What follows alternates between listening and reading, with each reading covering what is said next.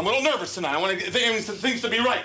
Nice hat. Pulled down over your face. It's a very important night. Be busy. Do something. Come on, dummy. Come on. Now, it's time. Live and in living color. The greatest world's heavyweight champion in the history of this great sport. And it's my pleasure to introduce... It's Sunday night, and the week's been rough. Maybe you didn't catch up on all your wrestling stuff. Welcome to a show you can trust, with Nathan Has Skill Pumps and Giandra LaBeouf. Illuminerdi Wrestling Order, keeping up with everything wrestling, every week, kinda sorta. If you missed it, we got you, we might have missed it too. So let's talk through the stuff we did get to. Down under like a didgeridoo, but aim at the top spot. Power Rangers show, we looking at you. It's all the same Illuminerdi crew, but our show is COVID sick. Y'all, seasonal flu. We've been through a producer or two. Now Shay's riding with us and he's stuck like glue. We all are rated with curse words, weed, liquor, and brew. But we ask Joe for forgiveness, not permission. I thought that you knew. Hey, is this gonna get me in trouble, man? Hello. Welcome to the Terradrome. Wrong show. Oh, wrong show. Shit, yeah. Wrong show, wrong year. It's always tough when Jay's not here, when Mama Bear's not here to really keep us on track. Jay is stuck in Las Vegas. She was stuck, quote unquote, stuck in Las Vegas. She was at the Pacquiao fight, and she didn't make it back in time for our show, which is on brand for any one of us. It's not like Pumps. Other than Pumps, that's true. It's true. Pumps, you're the Cal Ripken of the show. So this week we brought in a friend of mine, a fellow wrestling enthusiast. You can see him every day on the Rich Eisen show on DirecTV and Peacock, I believe. TJ Jefferson, how are you, sir? Hey, yo. What's up, fellas? A pleasure. I can't believe I'm actually here. We can't either.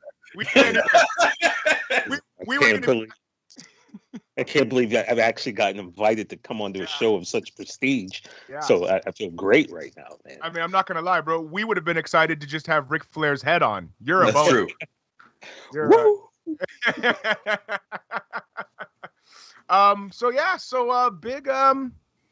Big week in wrestling, huh? Anything happen? Anything happen you guys can think? No, nothing really. Wasn't there a pay-per-view or something? There was a paper. There was some show on Friday. I don't know. Oh, Victory Road. Oh, Impact's Victory Road. That's right. It was a week. It was a week of wrestlers saying that they were back. 3 of them actually. We had CM Punk. We had Becky Lynch. And ponytailed, smiling Brock Lesnar. Terrifying. He didn't. My lady was like, "That's Brock Lesnar," looking like the world's most violent butcher. They literally probably just flew him in off of his John Deere. Like, just wear whatever you're wearing. Just we won't even get you in hair and makeup. We'll just we'll just throw you out there. All right, let's see. You know what? I want to start with Pumps' return to Impact. Yes. I have to. For those not aware, Pumps has been going to the Impact tapings. He has been a member of No Way Jose's Conga Line as of recently. We've seen him on the show, TJ. So I don't know if you know this, but Pumps is in the No Way Jose Conga Line. And I thought he looked familiar. and this week, Pumps was first in line of the Conga Line. Yes, a place I had never been before. Yeah, and Pumps, take it away, buddy. How did that go? Well, not so great. So the way the Conga Line works is Fala comes out first, No Way behind him. They come out and stop on the ramp for a second, and No Way will wave to the Conga Line. That's our cue to come out. Well, Pumps didn't know this and had never been first before, so my ass walked out like it was a 6-man tag. So, in the near future, you will see No Way, Falaba, and Pumps. Coming to the ring. Parts unknown. Wait unknown. I forget who they were working that night. Pump sent me a screenshot of the ramp, and it's No Way Jose and him, and that's it. Yep. Didn't wait for the cue on that one. God, did you get heat afterwards for it? No. They didn't care. No. At all. They worry about the match. They don't worry about what we're doing. We're just window dressing. Do you think you'll be asked to be first in line again? I know I won't be first in line again. Or maybe I should be, because now I've officially almost eaten shit on the first step walking up the ramp. I now know there's a cue to walk out. So I don't know what else could happen in the conga line, but I guess I'm ready for it. Yeah, man. Look, you won't run into that problem again. So we'll see. Trial by error. I mean, we're doing something right, because they're starting to work angles out of the conga line now. I can't say too much because it hasn't aired yet, but there might be some shenanigans coming from the conga line. Take a working punch? I might, but that doesn't have anything to do with the conga line. Have you ever bumped before, Pump? What's that? Have you ever bumped before? No, God, no. Well, not in a ring. Just keep your chin tucked, man. Yeah. No, but it's been great. Impact is really good. Nobody's too high on themselves over there. You know, I stay out everybody's way, but there's some really cool people there. Former Big Cass, W. Morrissey is awesome. Tommy Dreamer, I had a good conversation with him just because I was wearing his shirt, and he ended up possibly having a match. And he appreciated that I was wearing his original ECW shirt. So we had a good little convo about that. So I don't have anything but good things to say about Impact. So check it out. It's a good product. Well, there you have it. I mean, I tune in every week, like I was saying earlier, man. I don't know about, his worldviews or anything, but W. Morrissey has really, man, my man's got himself in phenomenal shape. He looks like $1 million. He's jacked and ripped and just, hopefully, and he works in Timberlands.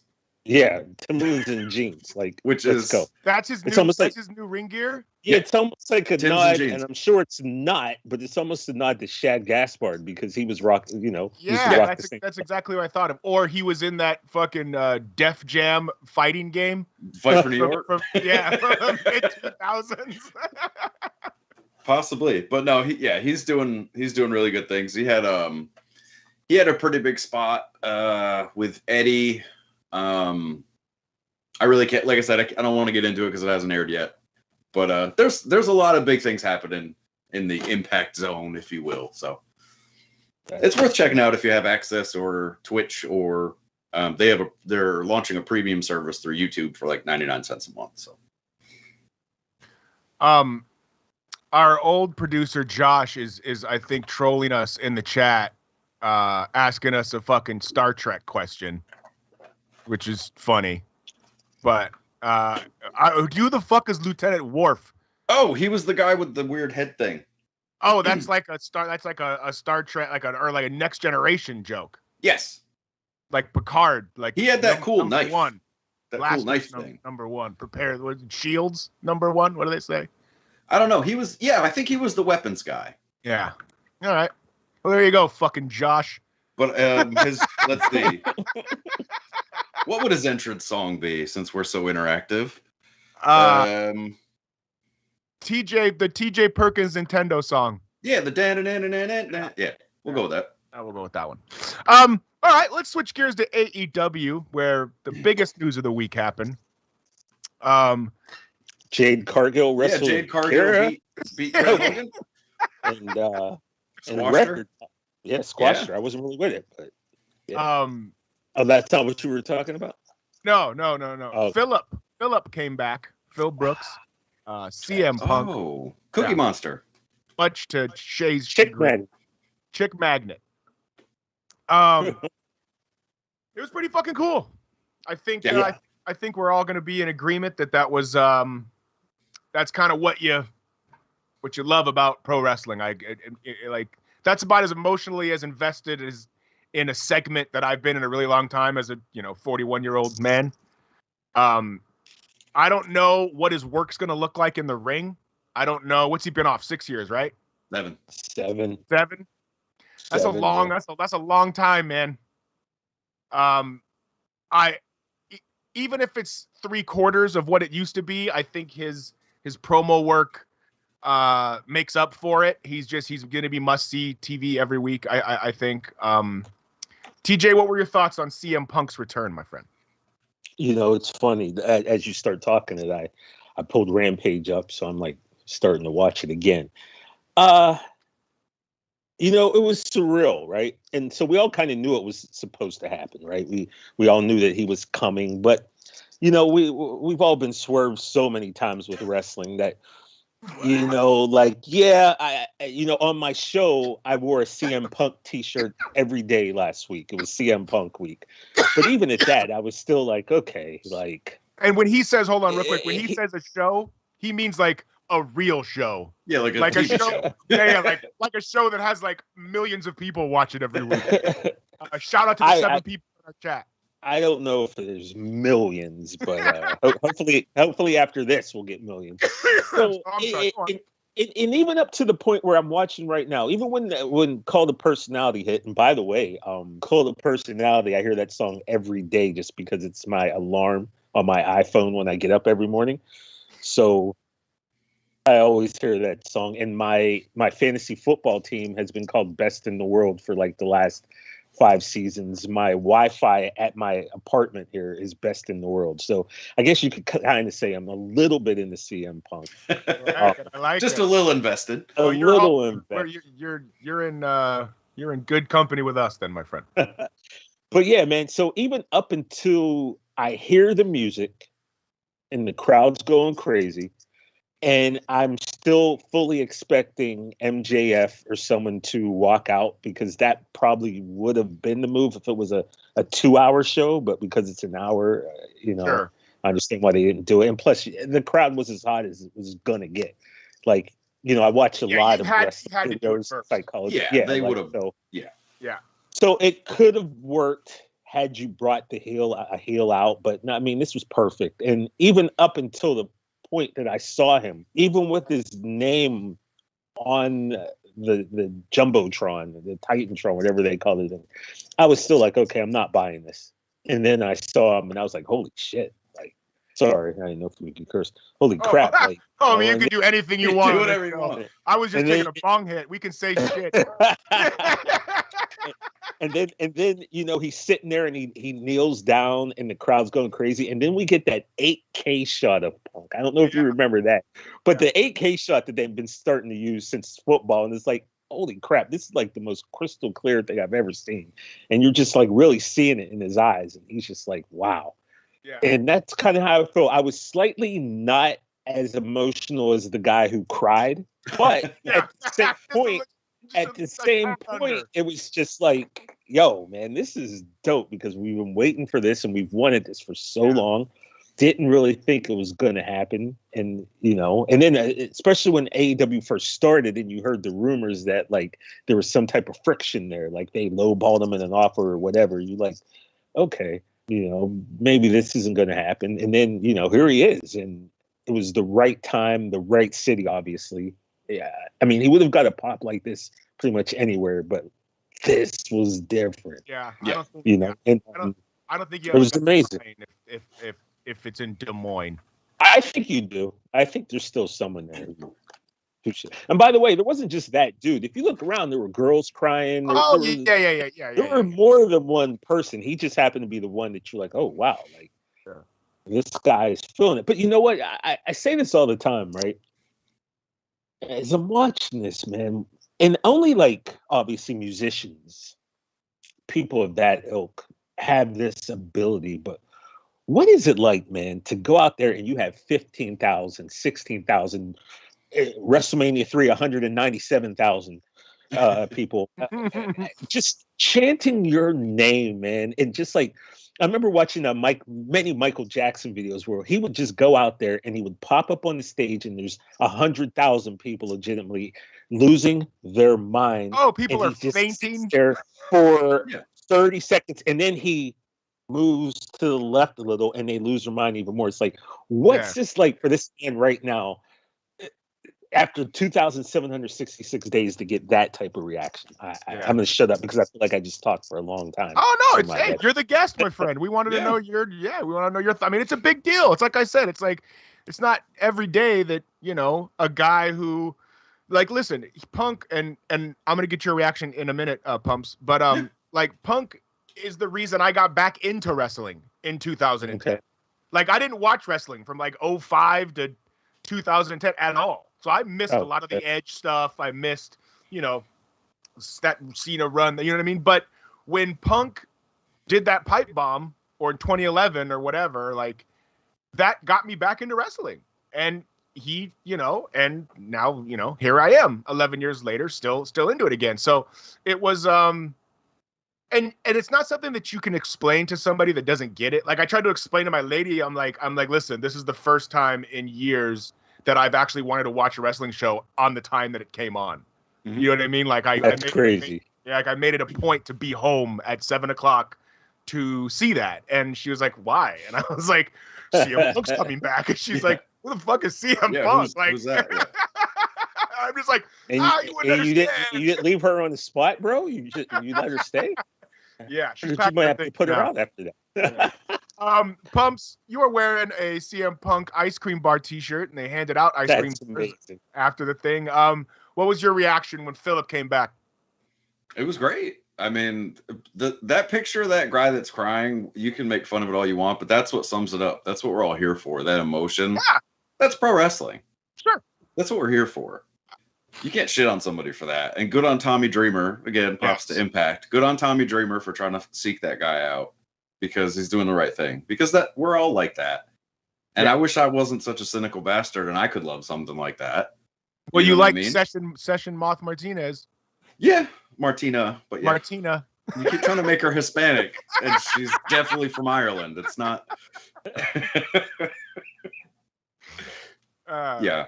But no, I mean, it was perfect. It was everything it needed to be. It was at the perfect time. You had to do it up front because if not, they would have burned that building to the ground. Oh yeah. So I mean, yeah, it was perfect. And I did see Tony Khan Monday of this last week, and he, like I was telling you guys, he looked like he hadn't slept in days and days and days. So he definitely needs to be applauded. Well, there's a lot of pressure on Tony Khan right now to not fuck this up.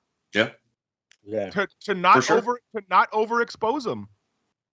To not to put him in the right angles. And when I say put him in the right angles, I mean keep him away from anything that has to do with the Dark Order. Well, you know what I mean? Now hold on, because if you want to get into the promo, Colt Cabana, I get yeah. Wait a minute, you said other than Colt Cabana, so you're I understand he's the Colt best. Cabana. No. I understand Colt Cabana's beef with Punk. Yeah, I'm just saying. Fucking Well, no, when Punk said he had scores to settle in the back, that's where my mind went to. I know. I just don't want. You don't want to see Phil Brooks and Evil Uno? No. Tear the house down on an AEW Dark Elevation? Yeah, nope. Not for that at all. No, I'm down to see Johnny Hungy and CM Punk go at it in a tag team match. Yeah. Mm-hmm. Marco Stunt? I don't want to see CM Punk wrestle anybody with Sharpie on their chest. Okay? That's I don't want. I hear you. But yeah, so there's a lot of pressure on Tony Khan, especially if Daniel Bryan's next, right? Arthur Ashe, that's the word. You know, yeah. So he's gonna be. I mean, is this AEW's Hall and Nash? In the sense that yes, they're established, they're still young enough to be able to give you some quality matches consistently, it's not Hogan, it's not Sting, but neither were Hall and Nash at that time. They were just two of the top young superstars at the time. Now, CM Punk and Daniel Bryan are on the wrong side of their respective ages, but they can still go, especially Daniel Bryan. We've seen Daniel Bryan work recently. I thought it was cool that Sting and Darby Allin were in the rafters. I thought that was a neat little Pumps. You might know more than me. Was that the first time Sting's done a rafters spot in AEW? Sting, yes. Darby, no. Yeah, Darby's been up there. Darby's been up there. Yeah. Yeah. Oh, that was a cool little homage. Yeah. All they needed was a vulture, and it would have been right. It would have been 97 all over again. No, well, I mean the Raptors, no, but before crowds, they would go. They definitely be up in like the stadium, so they wouldn't necessarily be in the Raptors, but they'd be they'd be up pretty high. Yeah. So yeah. So when does he wrestle? All Out. All Out against Darby Allin. And so is he? Do we think he's there twice a week until All Out? When is All Out? When is All Out? In like a month? September 22nd or something like that. Yeah. So it's 6 like a weeks-ish, yeah. Do we see him once a week or we see him twice a week? I think he's in it to win it. He'll definitely beat Arthur Ashe. When is that show? First or second week of September, I think. If you bring in Daniel Bryan, can you just stagger them to where you get one or the other each week in order to not burn out their character or their, you know what I'm saying? Like they have had a surprise at every pay-per-view. They've had a surprise entrant or a surprise someone show up. You could just wait. Right. I mean, what's 6 weeks pay to Tony Khan? You know what I mean? Just pay him to stay home. Sure. I just feel like as a fan, if you're getting one or the other and not necessarily both, you're not disappointed. You know what I'm saying? Like you might want to see one or the other, but if you wanted to see Punk and Daniel Bryan was on the show, I don't think you're going to go home unhappy. You know what I mean? Yeah. I'm thinking that they're both going to be fixtures on the show. Yeah. Well, I'm okay with that. Yeah. I think we all are as long as they're not in the Dark Order. But I got to be honest though, like I don't know how you guys feel about AEW. I do like AEW.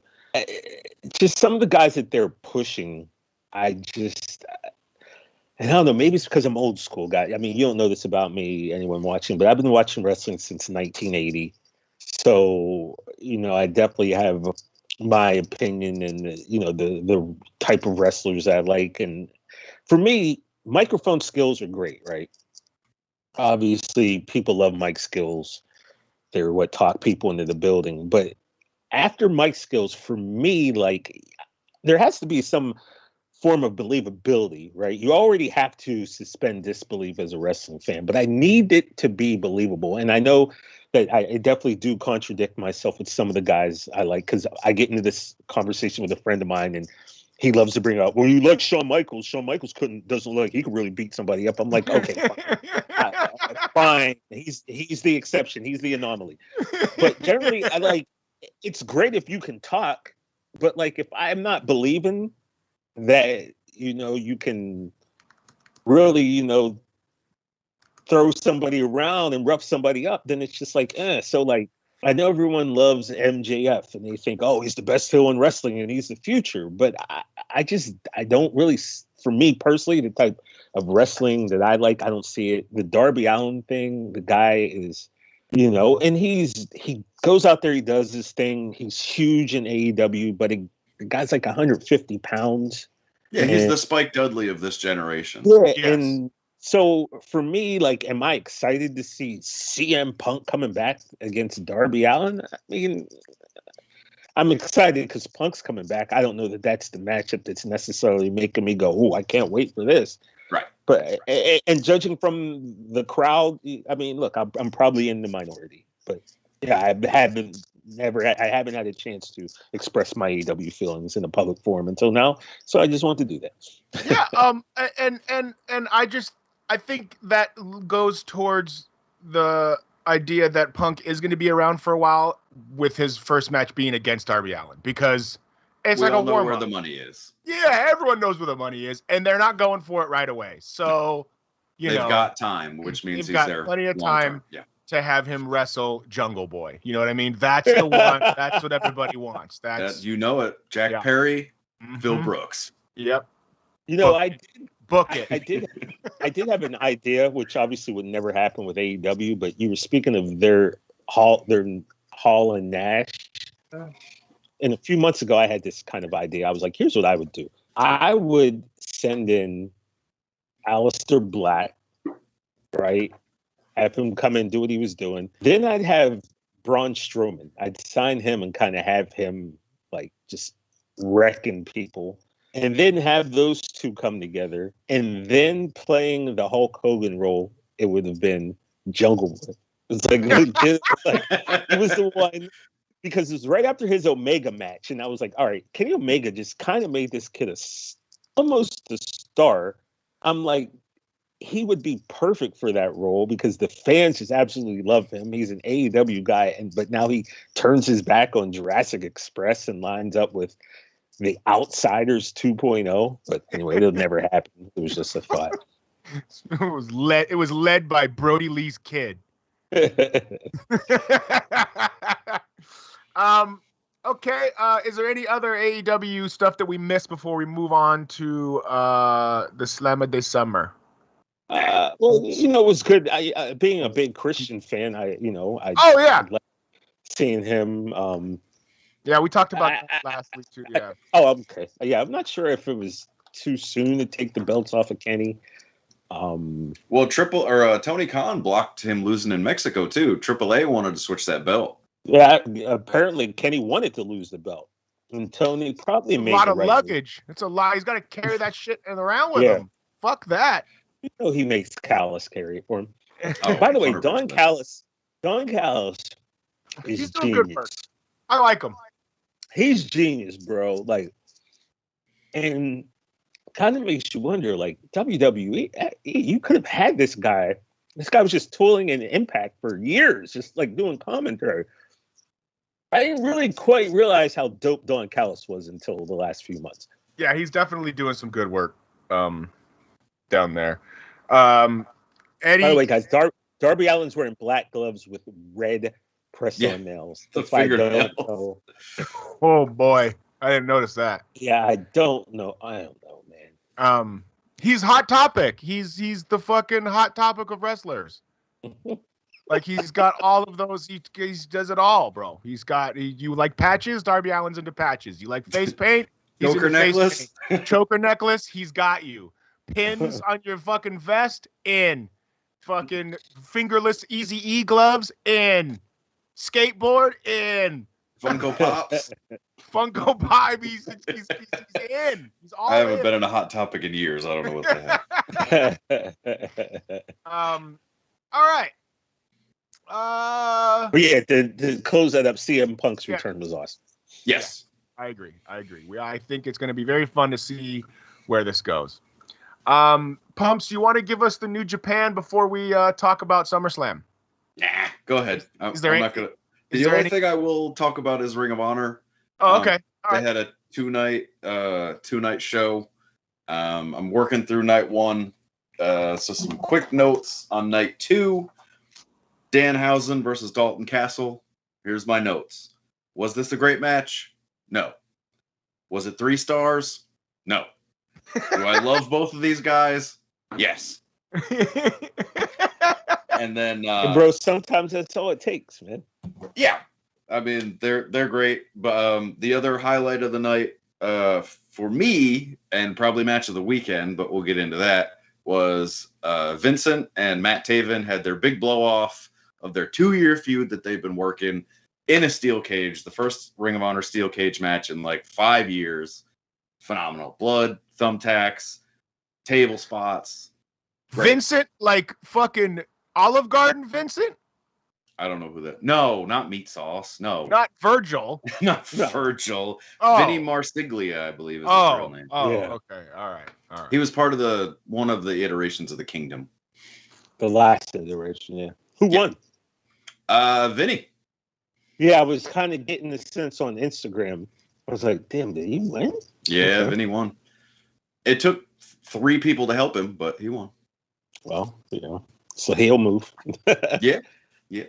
So that was But the yeah, match. That was the match if you can find that match, it's definitely worth a watch. It's a good match. Go check it out. All right. So I guess we should get into the big show of the weekend, SummerSlam. I know Pumps was there for all 4 hours of it. Nope. In my defense, I was at my best friend Chad and Ashley's wedding. Congratulations. Thank you for saving me from SummerSlam.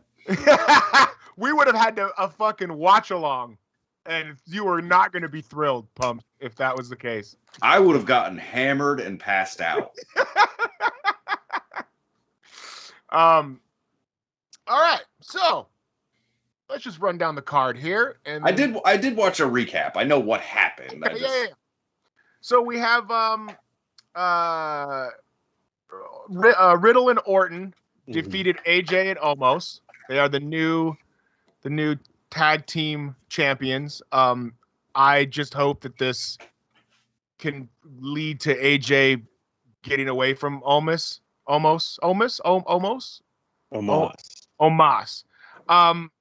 AJ has too much left in the tank as a singles wrestler to be locked into a tag team right now, in my opinion. I understand they're using him to get Omos over, and I think Omos has some potential to be a slightly better Giant Gonzalez. But I think that AJ needs to be in some singles. A slightly better Giant Gonzalez. You won't even give him Great Khali? Like, come on. High praise. What is I don't know. He doesn't do anything. He doesn't have to do anything. Like, that gets back to my original point. Like, when you're 7'3" and you're 3 bills, big change, you ain't really got to do much talking. You got to pick a dude up, toss him halfway across the ring, and, stay on your feet. He's Big Bubba Rogers for the Cornette stable back in Crockett. That's the role he's playing. Yeah. No, let me tell you something, though. If that dude can turn out to be 2/3 of the worker, true, Bubba Rogers was, Omos would be the best wrestler on earth. True. Of all time. What's the bar for a 7-footer? It's got to be Taker, right? Well, I mean, if you in terms of work, he's not 7 foot. You know what I mean? I mean, I guess, I also have this question. Now that, Big Show's gone and Taker's retired and they let Strowman go. Like, who teaches these big guys how to be big guys now? You know what I mean? Like Whippleman. Harvey, come on. Like, you've got Omos and you've got my boy Commander Aziz. You've got these. I just love saying that name, Commander Aziz. You've got these big guys, right? But who's teaching these big guys how to wrestle as big men? Because you always hear stories of like a guy would be like, "Oh, well, we got to the back and Undertaker told me don't ever like do this," or came like. And I just wonder now, like, who's teaching these big guys how to wrestle like big men? Matt Bloom. Yeah. That's all they got. That's all they got. That's all they got An left. interesting Matt Bloom story. Sure. Yeah, absolutely. All right. So Matt Bloom, he played football at Pitt in the early 90s. I lived in the Oakland section of Pittsburgh, which is where Pitt's campus was. He was a bouncer at a bar that my roommate's girlfriend worked at. So, like, I would always see Matt Bloom. He was like a big dude. He was offensive lineman for Pitt. He worked at this bar. I'd see him all the time. And then, one day it was like, there was also a guy named Reuben Brown who played for the Buffalo Bills and a few other teams. And he was like the starting guard on the team with Matt Bloom. And every time these guys would come to this bar called, I forget the name of the bar in Oakland, but every tough guy in the bar, when they walk in, all of a sudden wasn't tough anymore. Like, guys who would sit there with their chest popped out. Then all of a sudden, Reuben Brown and Matt Bloom would come into the bar and it would be like, oof. inflated. And I can remember one day years later, I'm watching this behind the scene documentary and I see this big guy and I'm like, why does this dude look familiar? And then I saw he had a panther tattoo on his thigh and I'm like, holy crap, that's Matt Bloom. And then, he becomes Albert and Lord Tensai and he is where he's at now. So anyway, that's my quick Matt Bloom story. I like it. Okay, so then we got so we have new tag champs, RK Bro. I could really care less about that angle as well. Sorry, what? Really? Yeah, I dude, Raw does nothing for me, man. There is like one angle on Raw that I could really, I don't know. No, it doesn't do it for me. I don't know. I kind of feel like, I mean, it's the story. Matt Riddle, the first time when I saw Riddle wrestle, like I'd seen him obviously in the UFC, saw him wrestle a few times, and I was just like, Matt Riddle's going to be a star. Like, there was something about him. Like, I made this comparison the other day on our show. I was like, Matt Riddle is kind of like if you took Jeff Spicoli and Mike Barnes from Karate Kid 3, not Johnny from Karate Kid, because Mike Barnes in 3 was I told Nathan, was way more angry and way more mean than Johnny Lawrence. So if you took those two and put them together, you'd have Riddle. And just the interaction with Randy Orton, who at any point is going to end up kicking him in the head sooner than later. Sure. But it's kind of cool to see this side of Orton and Riddle just plays his part perfectly, man. And I thought it was a pretty cool. It was the right time to pull the trigger on that, I thought. Right on. Yeah, I like. Yeah, listen. I'm not saying it's bad. It just doesn't do anything for me personally. Yeah, I'm not invested in it. Damian Priest defeated Sheamus. Mm-hmm. I like Damian Priest.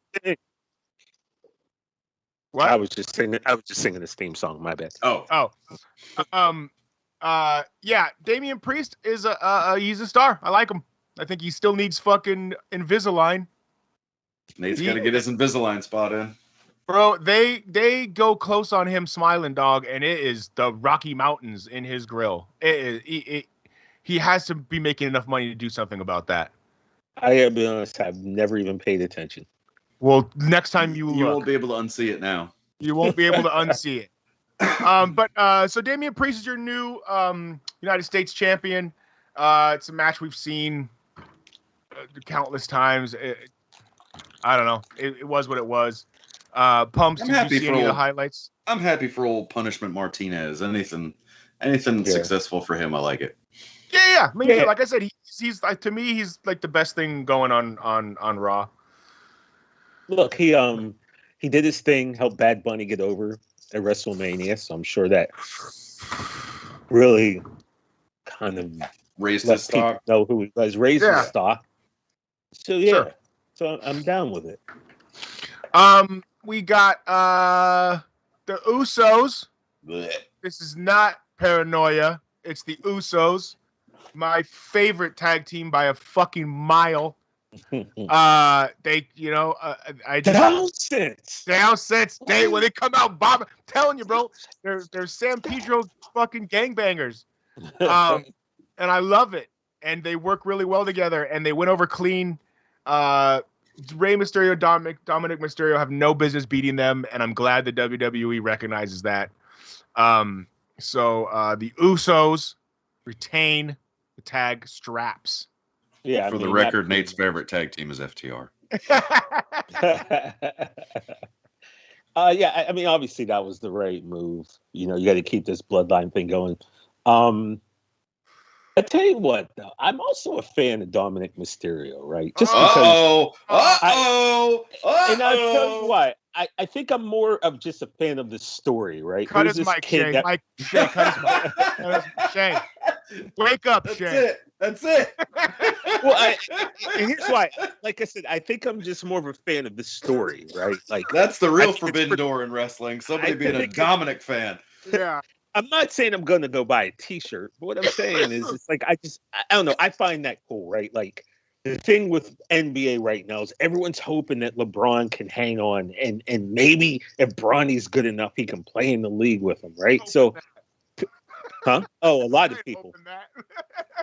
So to see a father and a son, especially a kid that you saw grow up, Like, Yeah, the last time we saw it was Griffey Sr. And yeah, so I think that's kind of cool. And also people are like, well, why is he on the main roster? He's not ready.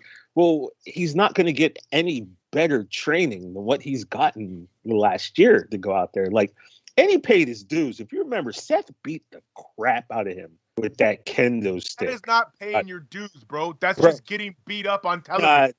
There's one thing to get beat up. That was akin to like when Drew beat Veer or Shanky, whoever it was, with that steel chair a few weeks ago. I don't know if you saw that. Anytime you sit there and it gets a little uncomfortable, the kendo stick beating on Dominic was like, ugh, okay, like this kid took about 25 shots that were maybe a little bit unnecessary. But anyway, I maybe as I'm getting older, I get more sentimental and I become more, maybe I get softer, I don't know. But like I see that and I feel like that's a really dope thing to see. You're just wrong. No, I'm just kidding. Sorry. I missed a match. Eva Marie and no, you did. And what's Shay's girl's name?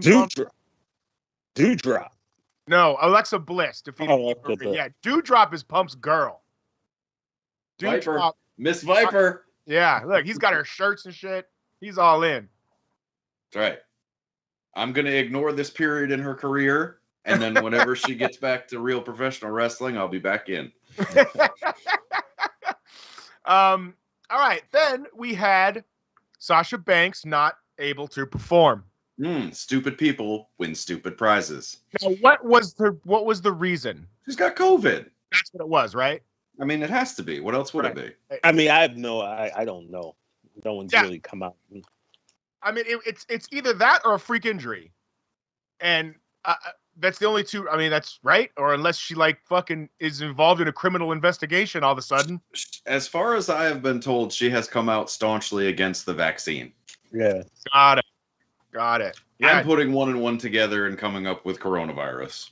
I could be wrong. I'm putting one and one and getting 19. Yeah. Exactly. But we got the last kicker, the man, Becky Lynch. Is back, came down to a huge pop. I thought this was cool. I'm assuming now. Do you guys think that they didn't actually have a match and they ended it in a fucking one move thing because Becky's not ring ready? Yeah, I mean, right? Had something to do with it. They had to do something. If Sasha couldn't wrestle, they had to give the fans something, and it wasn't fucking Carmella. Although Carmella looked fantastic tonight. So I think they rushed Becky back faster than they wanted to. That's how it felt to me. That perhaps, I mean, I was not a fan of what happened personally. I feel like if your intention was to give Becky the title back, why didn't you just make it a triple threat?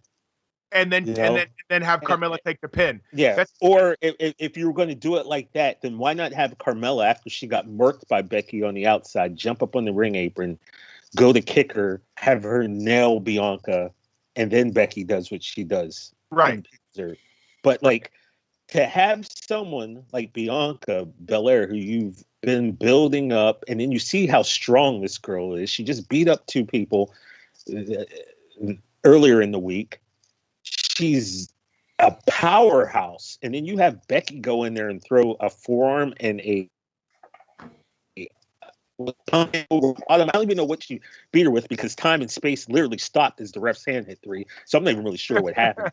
But I was just like, you've got to be kidding me. Like, and I look, I'm not a huge Becky fan anyway, so I really wasn't feeling it.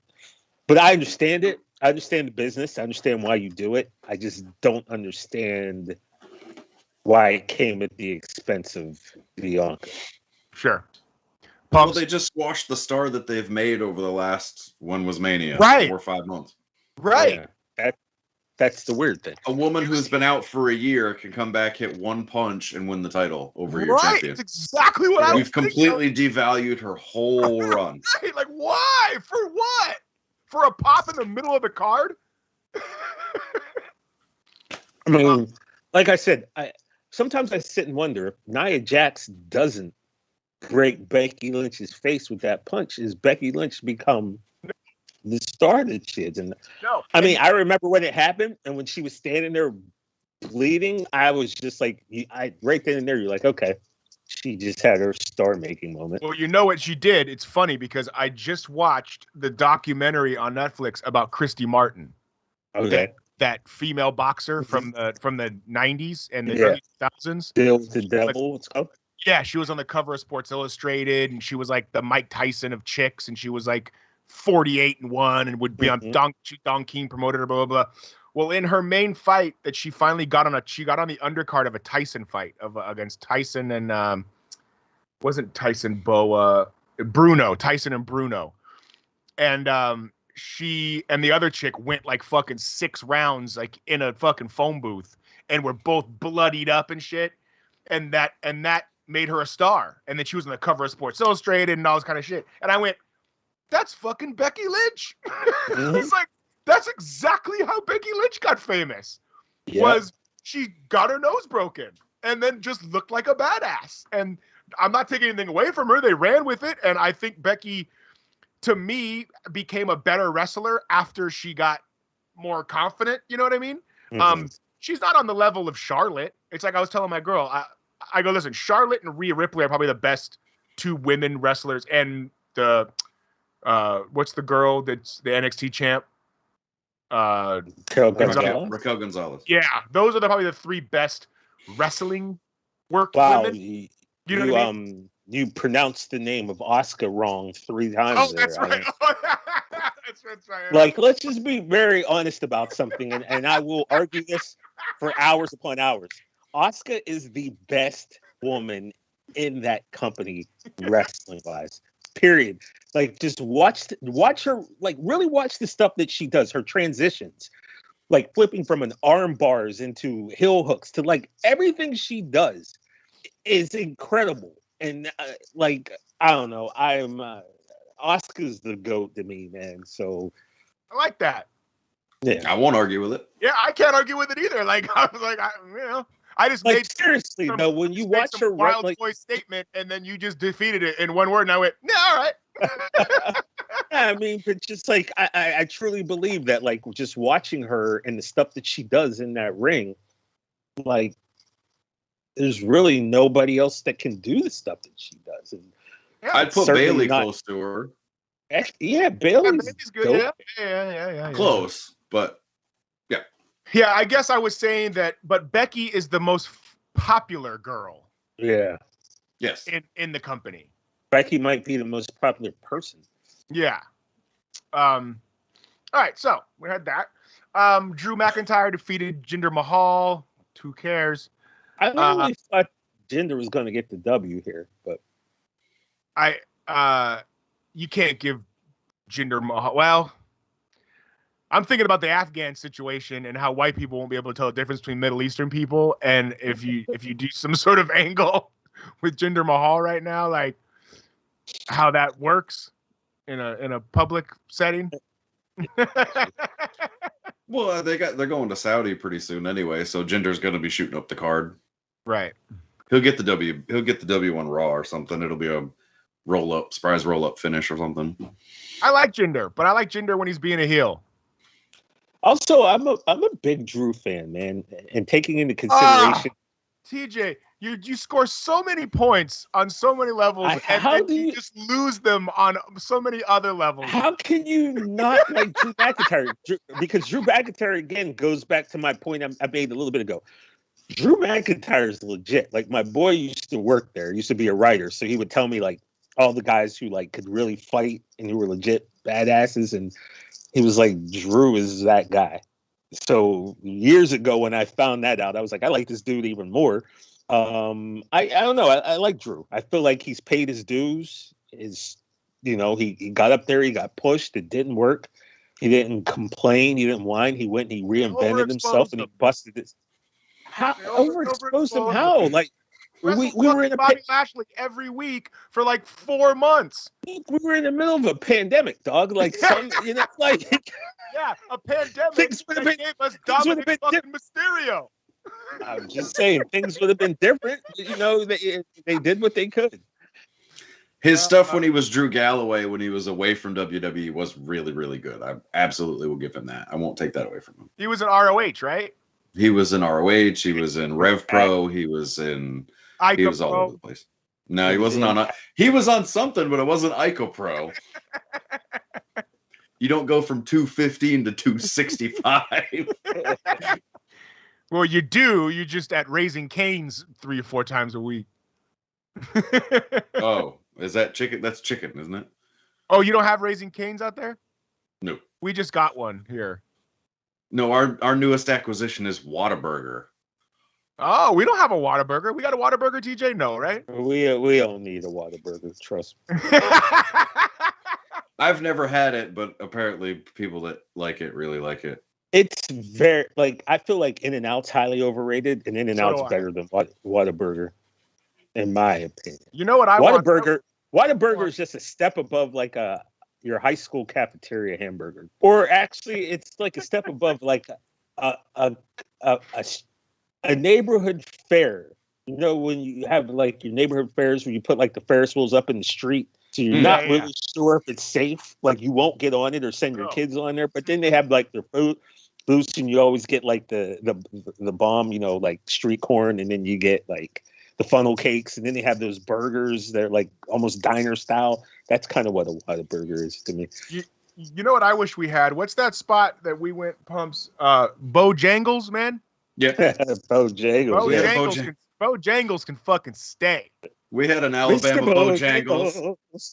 Yeah, Mr. Bojangles. Yeah, those biscuits, Bojangles biscuits are litty. Yeah. All right. Wait, speaking of Bojangles, it just made me think of chicken, which made me think of Popeyes. I'm boycotting Popeyes because they got rid of the Cajun rice. So, I mean, it has nothing to do with wrestling. I'm just still mad about it. So until well, good. Listen, Popeyes brings back Cajun rice, I ain't messing with it. People watch our show to listen to us casually talk about wrestling, but really talk about other shit every week. So this fast food segment is on brand. Then we had Nikki ACH. It is, bro. With Charlotte Flair and Rhea Ripley. And Charlotte wins again. So with the figure 8, I believe, they take it off of Nikki ACH. Or ASH. Yeah, Nikki ASS. Yes. Nikki ADA. Oh, that ass. Thoughts? Anyone? On Twitter, I wrote a tweet that said, I like Charlotte. I really do. And I do like Charlotte. But I'm like, come on. Like, what number is this now? 11, I think. 11? Like, it's double digits. I don't know. 11, yeah. And it's like, should they even have taken it off of her? No, of course not. If you're gonna let Nikki cash in, then like, by the way, Nikki had some good matches. By the way, quiet as kept. I know you said you don't watch Raw. She had some pretty decent matches. I mean, she lost some of them, which is crazy. Like she wrestled Charlotte, wrestled Rhea, but I don't know, 11 times. Nikki's better than the fucking Lord of the Ring dwarf that wrestles in AEW that like head can't even come to the second rope. What's her name? What's her name? Hirsch. Yeah. Pass. She's like fighting. Just wait till she wrestles Camille. She's like fighting Chucky. You just push her in the head. Do one of these to her? Yeah, dog. You stiff arm Chucky. I remember. So you don't like Layla Hirsch. You don't like Nyla Rose. Where's the middle ground here, Nate? Britt Baker, is that it? I like Britt Baker. Of course you do. Now you know I let you trash me a couple times. I'm gonna start trashing you. Like, Give it to him. What? Give it to him. This ain't my show, but you know what? I ain't going out like Willie Lump either. So no. Here's the deal. People love to talk about like the biggest wrestling crybabies, and by the way, wrestling fans are the biggest crybabies on the planet Earth.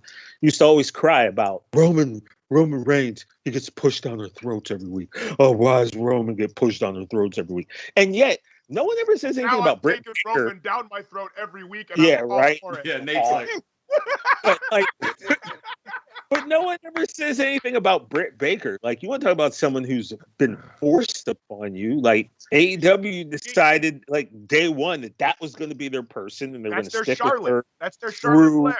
Injuries, multiple, through bad matches, or whatever. Like this, and so I guess in a way you can look at it and go, well, that's kind of cool. That was the decision, and they stuck with it. I just always find it funny when people are getting shoved down your throat, and some people are okay with that person, but then other people, they lose their mind, like Roman. Like, right. If you were running $1 billion corporation, right, and you took a look at that roster and you saw that Samoan dude right there, who, by the way, his entire family has worked for you, and you look at this guy and you don't think that's the dude I'm gonna like give the brass ring to, then I don't know. There's something wrong with you. I don't know how you couldn't look at that guy and think that's going to be the dude, you know? Yeah, and with that. Yeah, and with Britt Baker, Britt Baker is the Becky Lynch of AEW. Yeah, she had her Becky Lynch moment. She got busted in the mouth or in the nose or whatever. Busted in the nose and then busted in the head. Yeah, Thunder Rosa. Listen, TJ, this is where we're really gonna find out what side of the aisle you're on. Okay, we're talking about AEW women wrestlers. He's gonna do it. How do you feel about Brandy Rhodes? I don't really consider her a wrestler. I don't think Brandy Rhodes really would consider herself a wrestler at this point. Pumps thinks that Brandy Rhodes is maybe the worst female wrestler in the history of female wrestlers. Agree. Still agree. Beautiful woman. Love her. Love what she does for the community, but I definitely wouldn't say she's the worst woman wrestler, but she's not Asuka either. So, you know, there's that. That's a lot of ground to cover. So you're not Asuka, but then again, you're not the worst that I've ever seen. So you're somewhere in between. I definitely wouldn't say she's the worst. No. Yeah. All right. Sorry, we got off topic. Okay. Next on SummerSlam, we have Edge versus Seth Rollins, which I liked a lot. I thought it was as good as it could be. I don't know. It was a solid match. Pumps, did you watch this whole match at all, or did you just see highlights of this one too? Sorry, I think we just got a sneaky check-in from Chris. Sorry. Go on. In the chat, I was distracted. What match are we talking about? Edge and Seth. Now. You didn't watch it at all. I saw the main event. I'm not sitting through 5 hours of WWE. I'm not doing it. Sorry. Change your name to New Japan and put out a good product and have it in the Tokyo Dome, and then I'll watch it. You don't have to sit through 4 hours. You couldn't fast forward to watch. Am I going to watch it on Hulu? Oh, you don't have Peacock? I do have Peacock. Well, that's what I did today. Nate, if I fast forwarded through the stuff I didn't want to see, I wouldn't have watched it anyway. It was a good fucking match, man. Okay. Yeah. Well, tell me about it then. Paint with your words. Yeah. Paint me a picture lyrically, sir. Wax poetic about it. Lyrically, untouchable. I made a prediction that could have been the match of the night, and it turned out to be a really great match. But you wouldn't expect anything less out of Seth and Edge. You know, Edge is proven. Thing about what Edge, just me personally, is I've always been a fan of Edge. Like, no matter what, whether he was the New York street thug roaming around at night Edge, whether he was a vampire Edge, whether he was giving us 5-second poses Edge, whether he's a rated R superstar Edge, it doesn't matter. Like, heel or face, I've never not liked Edge. So seeing him come back and being able to just like seemingly not miss a step has been pretty amazing to watch. And he and Seth put on, I made this prediction on our show. I'm like, it's just in terms of wrestling matches, this could be the match of the night. And I think that it probably was. I like it when a lot of times things happen in wrestling and people just forget about it. Like, wait a minute, 2 weeks ago, you kicked me in my head. And now today we're standing doing vignettes together. Like, that doesn't make sense to me. So I like the throwback to 2014 when Rollins had threatened to break Edge's neck when Edge was, still retired and couldn't fight back. So I love the fact that they've gone back and brought that back. Like, neither one of them have forgotten that.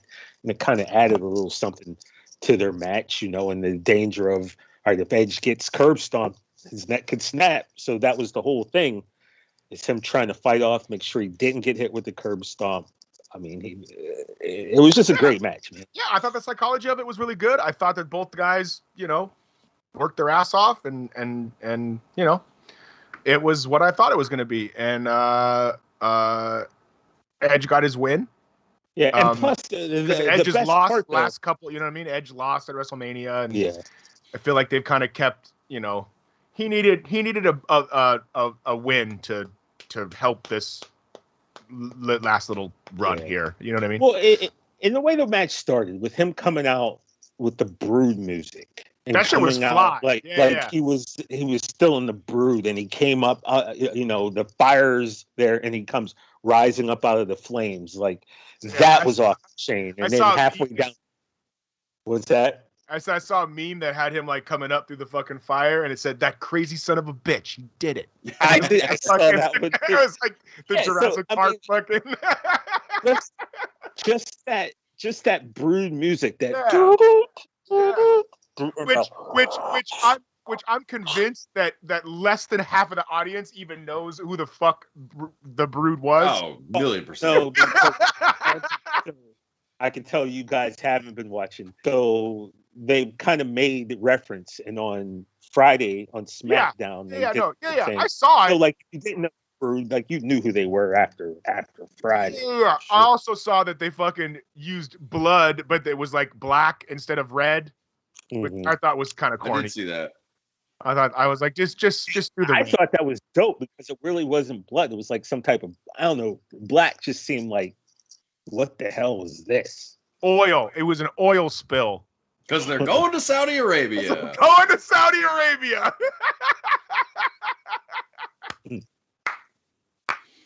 So Seth and Edge had a really good match. Oh boy. Then we had Bobby Lashley and Goldberg. And I just really hope that this is the last time that we have to see Bill Goldberg. Goldberg's got to get revenge for the attack on his child. Oh, it's really hard to watch, man. He was never good anyway, and now he's old and not good, but thinks he's good, and his timing is off.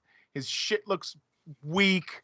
He's not believable. I'm glad Bobby Lashley got to fuck him up, but I don't know.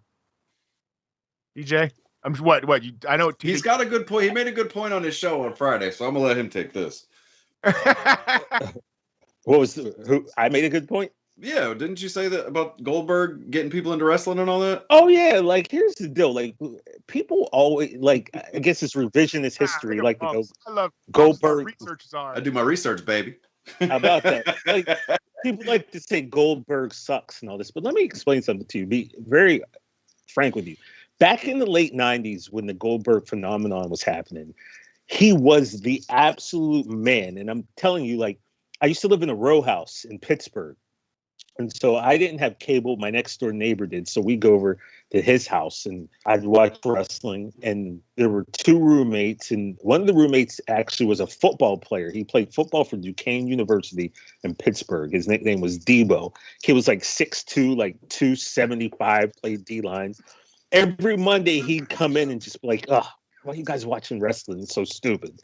And then one day he walked through and he saw Goldberg. And the dude literally, like, I saw it in his face.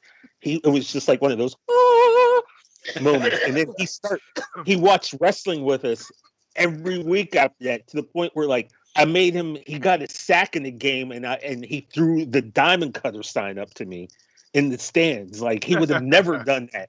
You know, so Goldberg, and people want to go, oh, he couldn't wrestle. He didn't have to wrestle. Like, I don't need, if we cared so much about wrestling holds, then why wasn't Dean Malenko the greatest wrestler of all time? Like, everyone always wants to go, oh, the guy who's got 6 holds. Well, there's a guy who had 1,000 holds, and you didn't care about Dean Malenko. Dean Malenko was, he was never world champion. So don't tell me that you got to have a bunch of holds when you got a guy who had a bunch of holds and you didn't give a crap about him. Now you're going to tell me a dude who only got 3 holds, he can't wrestle. Make up your mind, wrestling fans. That's why I hate you. I hate wrestling fans, and I am a wrestling fan, so I feel I can say this. It's like, what Especially do you want? Like, what do you want? Like, I don't understand. What do you want?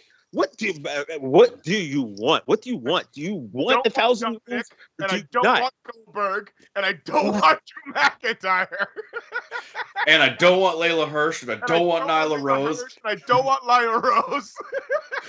Well, here's the deal. The other thing about Goldberg is this. It kind of sucks that we lost, I think, 12 years of Goldberg. Because at 54, yeah, it's one thing. But could you imagine getting 44-year-old Goldberg 10 years ago, which would have been, 2010? Yeah, would have been getting 34-year-old Goldberg. Fucking garbage. Not garbage, man. He does what he was supposed to do. You're not watching a Goldberg match to see chain wrestling, bro. You're coming out there to see this motherfucker. Damn, I cursed you. You see, I'm out there to see this dude snort fire, hit a bunch of like power moves, break somebody off, spear, jackhammer, go home. Like, that's what he does. And if I want, like I said, if I want a wrestling match, I'll go tune into someone else. But when Goldberg comes down there, I want to see somebody get murked. And I'll give you this. Yes, man. It looked a little dicey yesterday. He threw Lashley off that top rope and almost like lawn darted him. Even when he was just like killed the Undertaker in Saudi Arabia. Yeah. Also, Taker almost snapped his neck on a tombstone too, which no one ever wants to bring that up. But whatever. But so okay, I'll give you that. But like I said, it would have been great to get a 10-year ago if we could have got that, because now you wouldn't have had the 54-year-old Goldberg, right? Because you would have got your fill in the mid 40s of Goldberg when he could have worked Punk and worked Cena, and then we could have had that matchup that I know you guys definitely want. I know this just from being here with you guys in a short amount of time. You wanted that Ryback Goldberg matchup. I could tell by looking at both of you. Feed me more. All right. Eat all the tables and what you want. Shout out to Shay, our producer, running the same slideshow from the first 4 SummerSlam matches the entire episode, and not having any new stuff come up other than Dewdrop and Alexa Bliss. Yeah, sorry to lose my mind about the 1,000 holds there, but that's just I love that. Dean Malenko was number 1 one year for PWI, but we all know that's a work anyway. He was? Yeah. He was number 1 in like 96 or 97, right? I had no idea. Earlier than that. Earlier than that? Okay. But yes, I do remember that. Okay. Let's move on to this main event. Okay, the match I did see. That's we're going to go to you first. We had Jonathan Cena and Roman Reigns for the Universal Championship. Roman coming out looking only as he can look. He's got the tribal beads on. Tells Jimmy and Jay, I got this. You need to stay in the back. I got the solo dolo. Comes out. Jonathan Cena. Comes to the ring rocking a bald spot because of his long hair, which is not a great look from certain angles. Looking like Sting? Is that what you're saying? Yes. Yeah, he's Sting level bald spot. And right now, Rampage is on. I'm watching 100 Darby Allin coffin drop two guys. Devastating move. Devastating. Very akin to Zuna with the bonsai drop. I'm not sure which one is more devastating, but... Oh, hey, by the way, real quick, we've got 11 people watching. We've just tied our record for people watching live with us on Hello, the show. People. Anyway, so Pumps, this was the one match on SummerSlam that you watched. Yes. John Cena and Roman Reigns. What were Yes. your thoughts, my friend? It was two guys trying to work a New Japan style match that didn't know what they were doing, and they were in WWE trying to do it. Okay. I'm going to try to not be offended at that comment because These are facts. right. But I think in taken in a certain context, that could almost be a compliment. It's like a backhand dragged. Right? It dragged. They went to the same moves. they did the same roll up spot, and like I get it. Okay, you tried to do the 1-2 punches. Okay, but when you have two guys that have been put over so strong for so long, like do something different with it than a roll up. Like these are the two people that have destroyed everyone else that has gotten in their way, you know, for the except for the exceptional or the one win every now and again. And this is what you come up with. I think you're simplifying it. I think this match had first of all, this was the first time Are you trying to tell me there's layers to this? Is that what you're implying? This is layered storytelling? Acknowledge the tribal chief, sir. And I'll say the same thing I said in our group chat. He is the big fish in a mud puddle. They have no other stars. This is the best that they can do. There's one other person they can bring in, and that ain't happening until April. So good luck with this. Shawn Michaels. Yes. Bald Shawn Michaels. In Saudi Arabia, brother. We're going. Book it. Who are you talking about? Dwayne. This was the first time I felt Cena looked old. Okay. You know what I mean? I don't know. I think he had a Sting level Starcade 10. He had a 97 Starcade Sting level 10. His veins were still awkwardly popping out of everywhere, so it wasn't like he was like little. I don't know. He looked old. Not old like Jake the Snake Roberts looks old. Just right. Old for John Cena. You know what I mean? Because I just think that he's still young enough and has wrestled more frequently enough to where you have an idea of him, and this is the first time you've seen him in a while. And I don't know.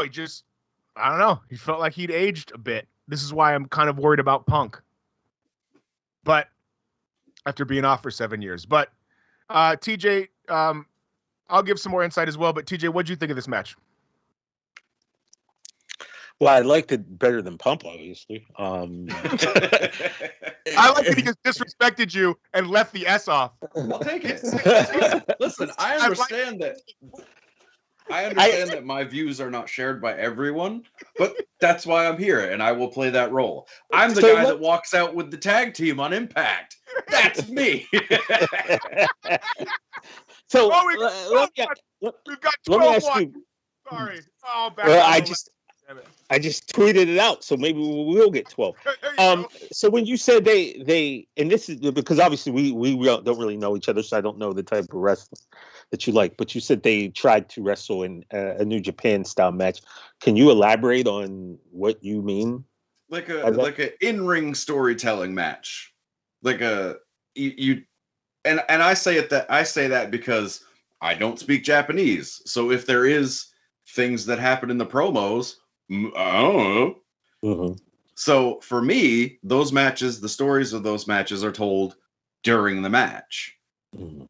And they're trying to do that in a sports entertainment environment, and it didn't work for me. Right, like Pumps only watches New Japan, Ring of Honor, like he does it, like, you know what I mean? Impact. I watch Impact. Yeah, he's also on it. But also like I get what Pumps means, where like Pumps watches and loves New Japan, but doesn't even really know why these guys have beef, really. Couldn't tell But you. but in the ring, you can tell who is who, and they tell a story. And I think that's what he thought that they were trying to do. But the WWE is handicapped. By the way, we have 13 people watching right now. It's a new record. TJ, thank you very much, buddy. Welcome. The Rich Eisen show is spoken. The Rich Eisen show is spoken. We call that the Rich Eisen show bump, is what that's called. But the WWE is handicapped with having to not be able to either go the lengths that the New Japan product goes to in terms of minute for minute, maybe, and also what their wrestlers are willing to do physically to each other. Right? Like the New Japan dudes are just they don't call it strong style for nothing, brother. Yeah. I understand Cena's not taking 45 forearms to the face. I get that. And Roman's veneers probably wouldn't hold up to that either. But if I don't know that I would say those guys couldn't do that. Like, I mean, if a work turns into a shoot, I don't know that I want to stand in front of Roman Reigns. You know? Oh, I don't disagree with that. I don't know, and I guess like just listening to you guys, like your likes and dislikes and stuff. I think I'm one of the rare breed of wrestling fan who like I legitimately love wrestling, right? Like I love basketball, and I love wrestling, and I love football, and I might love wrestling maybe even slightly more than I love football. I don't know. That's close, but I definitely love it more than baseball. So, and I like baseball, but I find that like I don't get as angry. There's a lot of angry people on the internet every Monday on Twitter, on Instagram, every Friday, you know, and I'm not one of these people who like, you know, someone who the WWE gives up on and I'll go and they sign AEW. It's like, oh, Vince is punching the air right now. Well, like, no, because Vince decided he didn't want the guy. So why would he be punching the air and over him signing somewhere else? For one thing, Right. There's something that wrestling fans do that I just find funny. Like they'll sit there for months and go, Nathan Haskell is underused. Like Vince is so stupid. He doesn't know what to do with Nate. Nate should leave. Go to AEW. And then Nate gets 100%. Released so he can move on. Show, like, and then I'm trying to get on the Rich Eisen show. And then it's like, oh, Vince is so stupid. I can't believe he let Nate go. Well, wait a minute. You were just saying for months that like he needs to get out of there.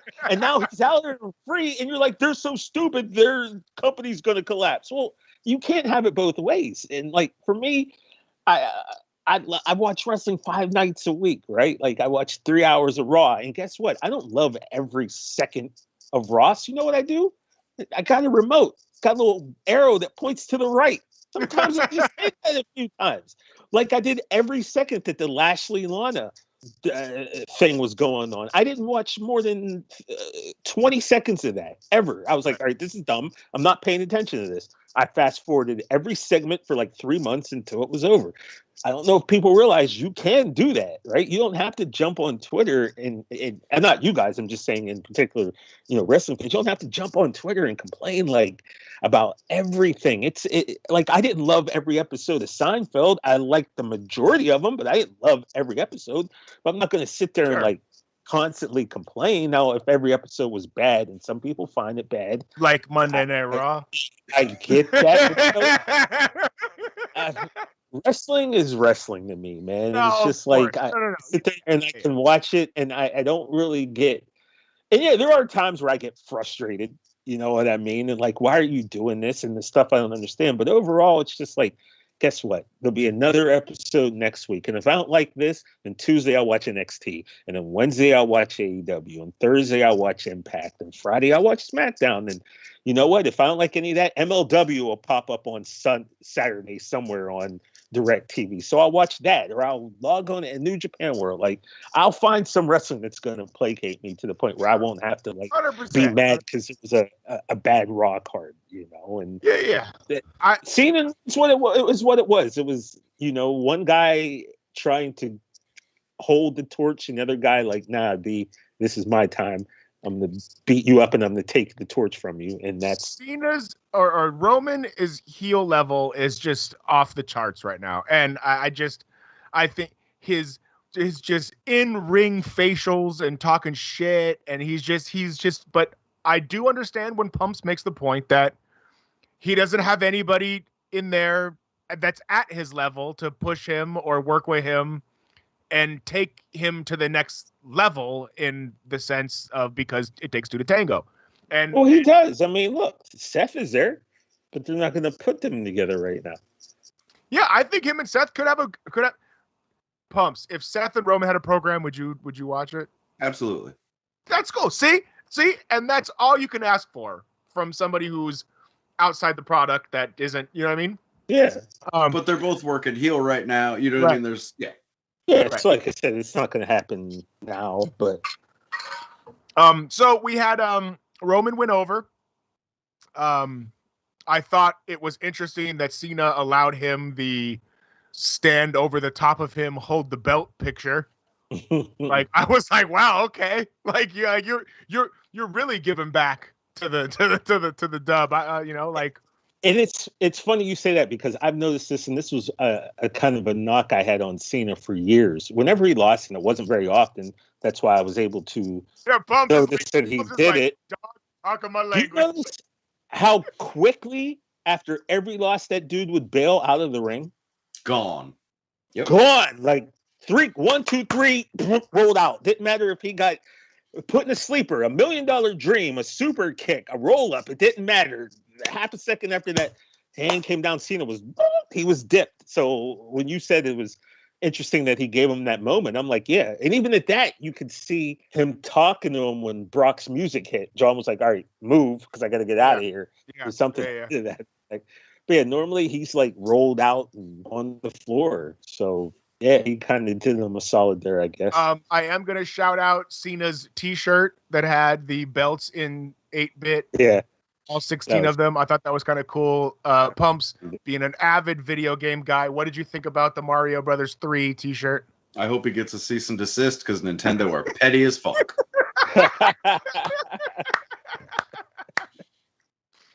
No, it's cool. I mean, it's cool. It is cool. Yeah. I'm just, you know, I got to work my gimmick, brother. But also, I thought it was telling. I do legitimately think he'll get a cease and desist. So do I. I thought it was telling that when he came out in a t-shirt that had 16 titles, I was like, well, they're not going to give him 17. True. Like you literally have just made merch that says 16. I mean, they did, God, what was Y2AJ? They had a shirt for a week. But I think they knew they were going to do that because they brought it up. I think that was part of the story. But anyway, so that could have been a one-off too. Is that shirt on the WWE shop? I don't know. I don't know if I saw it on there. Now I low-key want to. I want to see, because I think that's a cool shirt that I would actually buy, as long as it's not made like the ones that feel like cardboard that WWE puts out. Sometimes their material's stiff, brother. Their material is fucking stiffer than Walter and fucking Dragunov. Yeah. That's I put a picture of Dragunov wrestling teams. Yeah. I put a picture of Dragunov after the match sitting in the locker room on my Twitter, and I was like, and he won the match. Yeah. Like, dude's got like 13 stitches from the night before on his forehead, and I mean, man, those guys just beat the crap out of each other. Listen, I mean, we are at an hour and 27 minutes, but we still have 12 people consistently watching this chat. I think we keep going maybe a little to talk about NXT.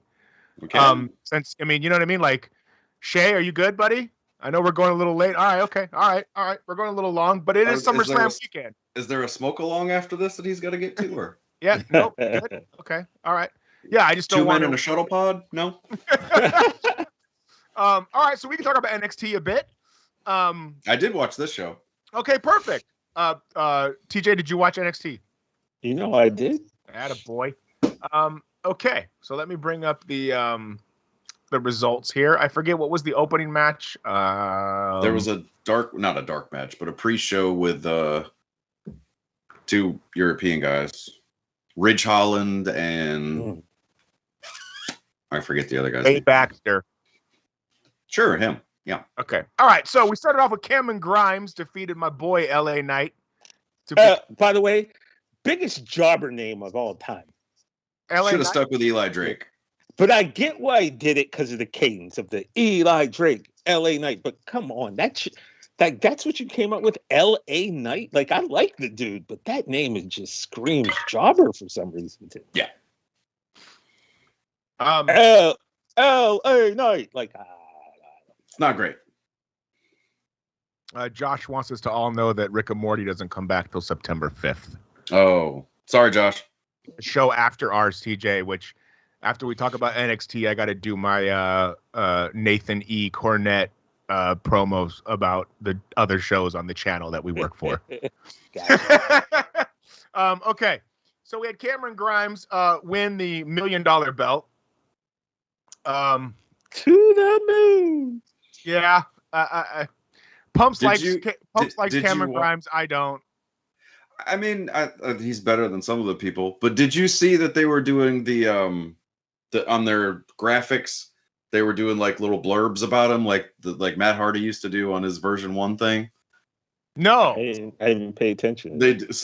I mean, I didn't pay attention after the first few, but one of the notable ones was they said Cameron Grimes is worth $50 million.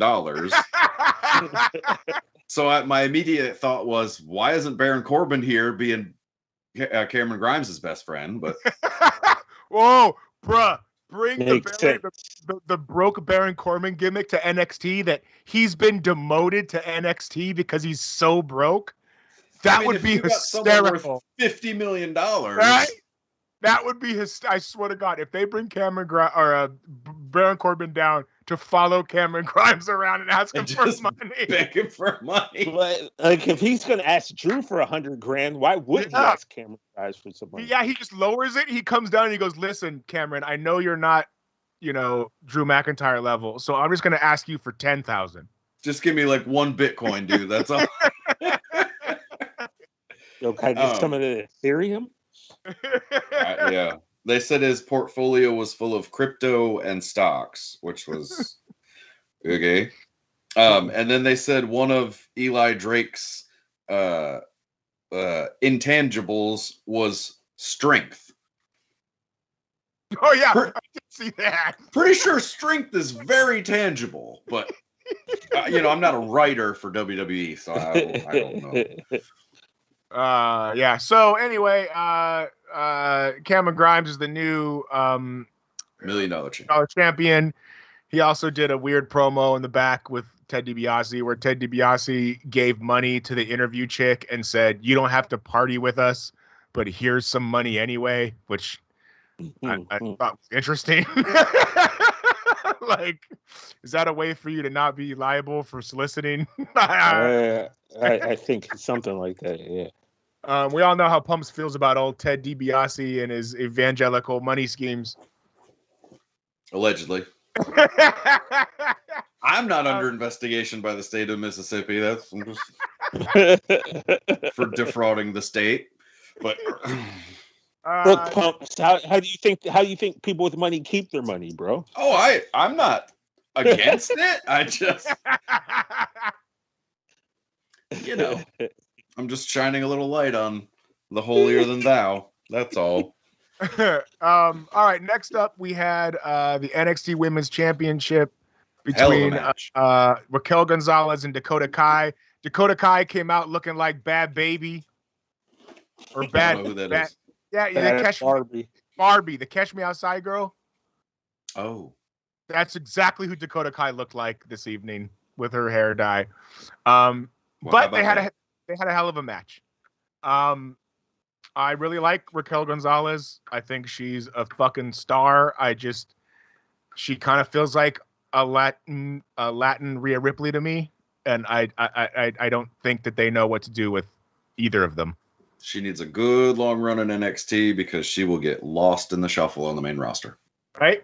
It's just like Rhea Ripley. Like, they just don't know. Yeah. You know, I don't know what it is. Honestly say, I don't know what Rhea Ripley's supposed to be, though. They don't either. Lady. Like, I don't like. Is she apocalyptic? Is she like? Does she like heavy metal? Like, I honestly, and I think maybe part of it's like I'm angry the way she just came up and beat Asuka.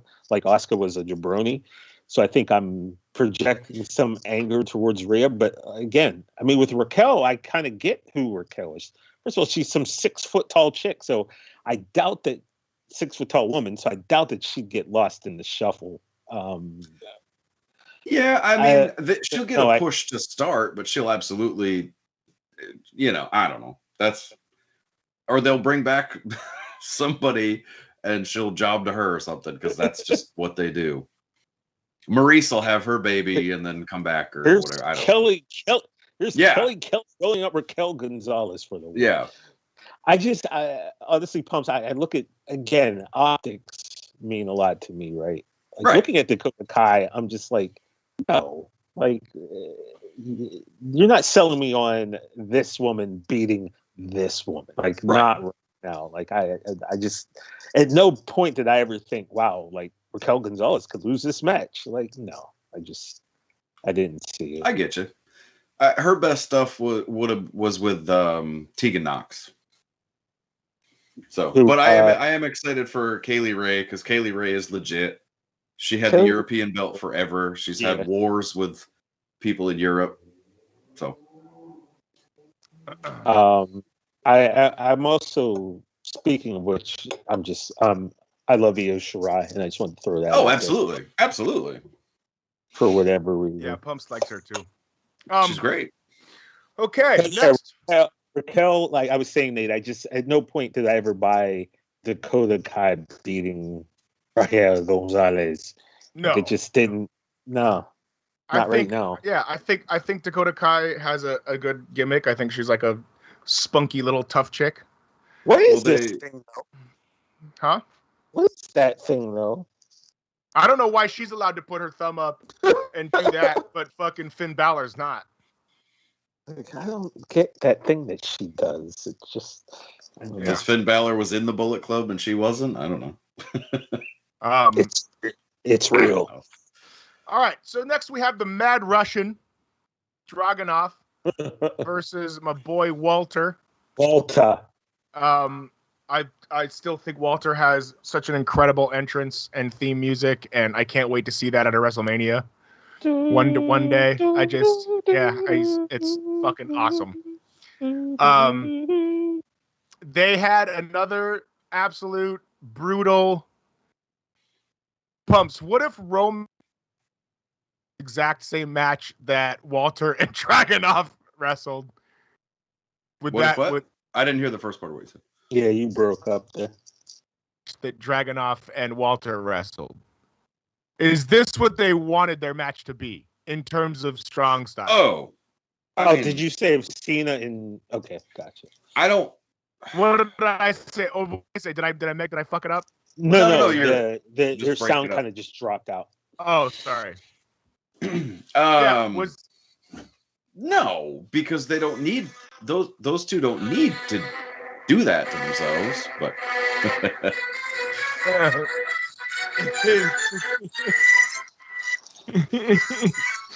is this too strong?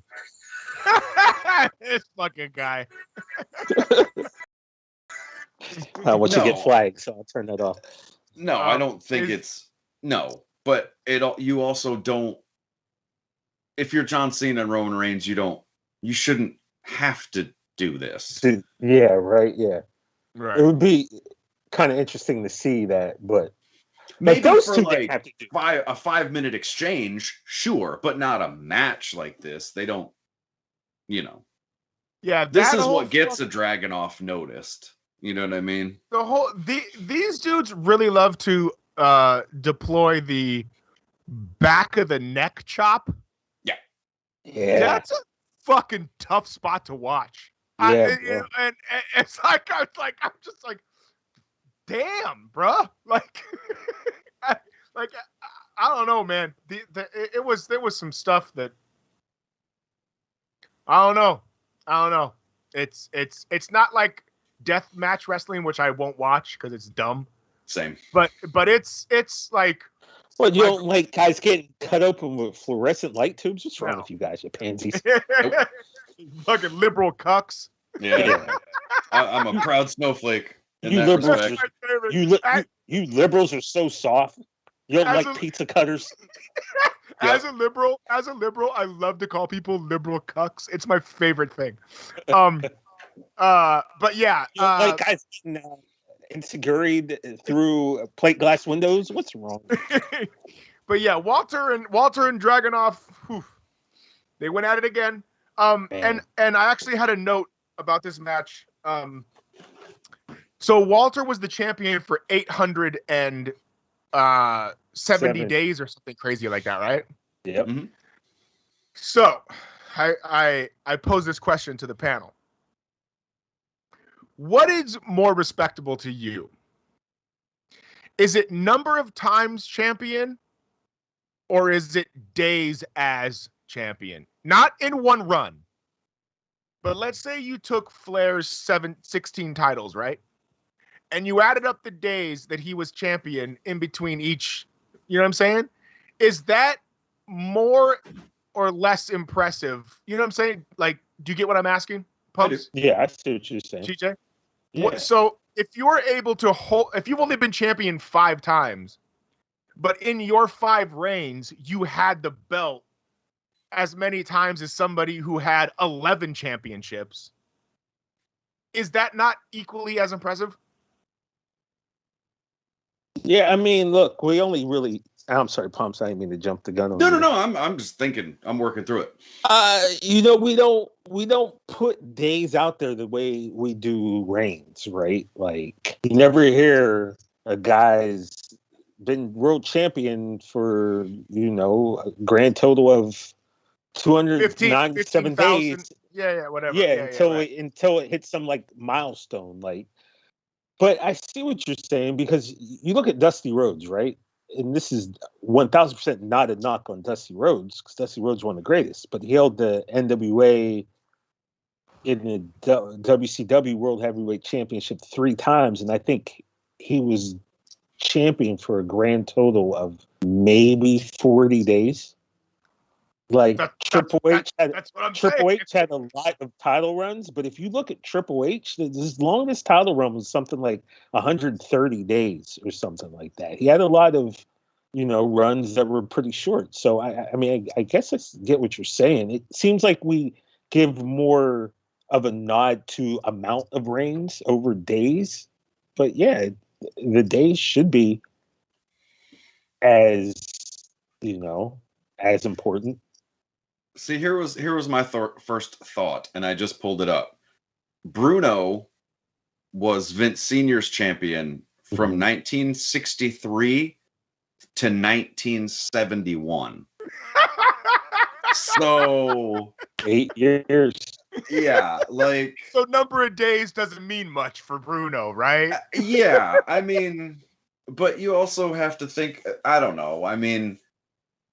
Yeah, Flair had it 16 recognized times, but how many times did he drop it to somebody in a territory that nobody recorded or saw and showed back up with it the next night? You know what I mean? So you gotta almost take it as a modern day thing. Like,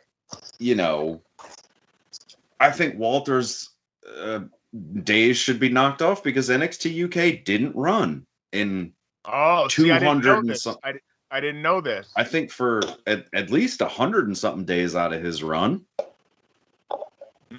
So I mean, it's pretty easy to hold a belt.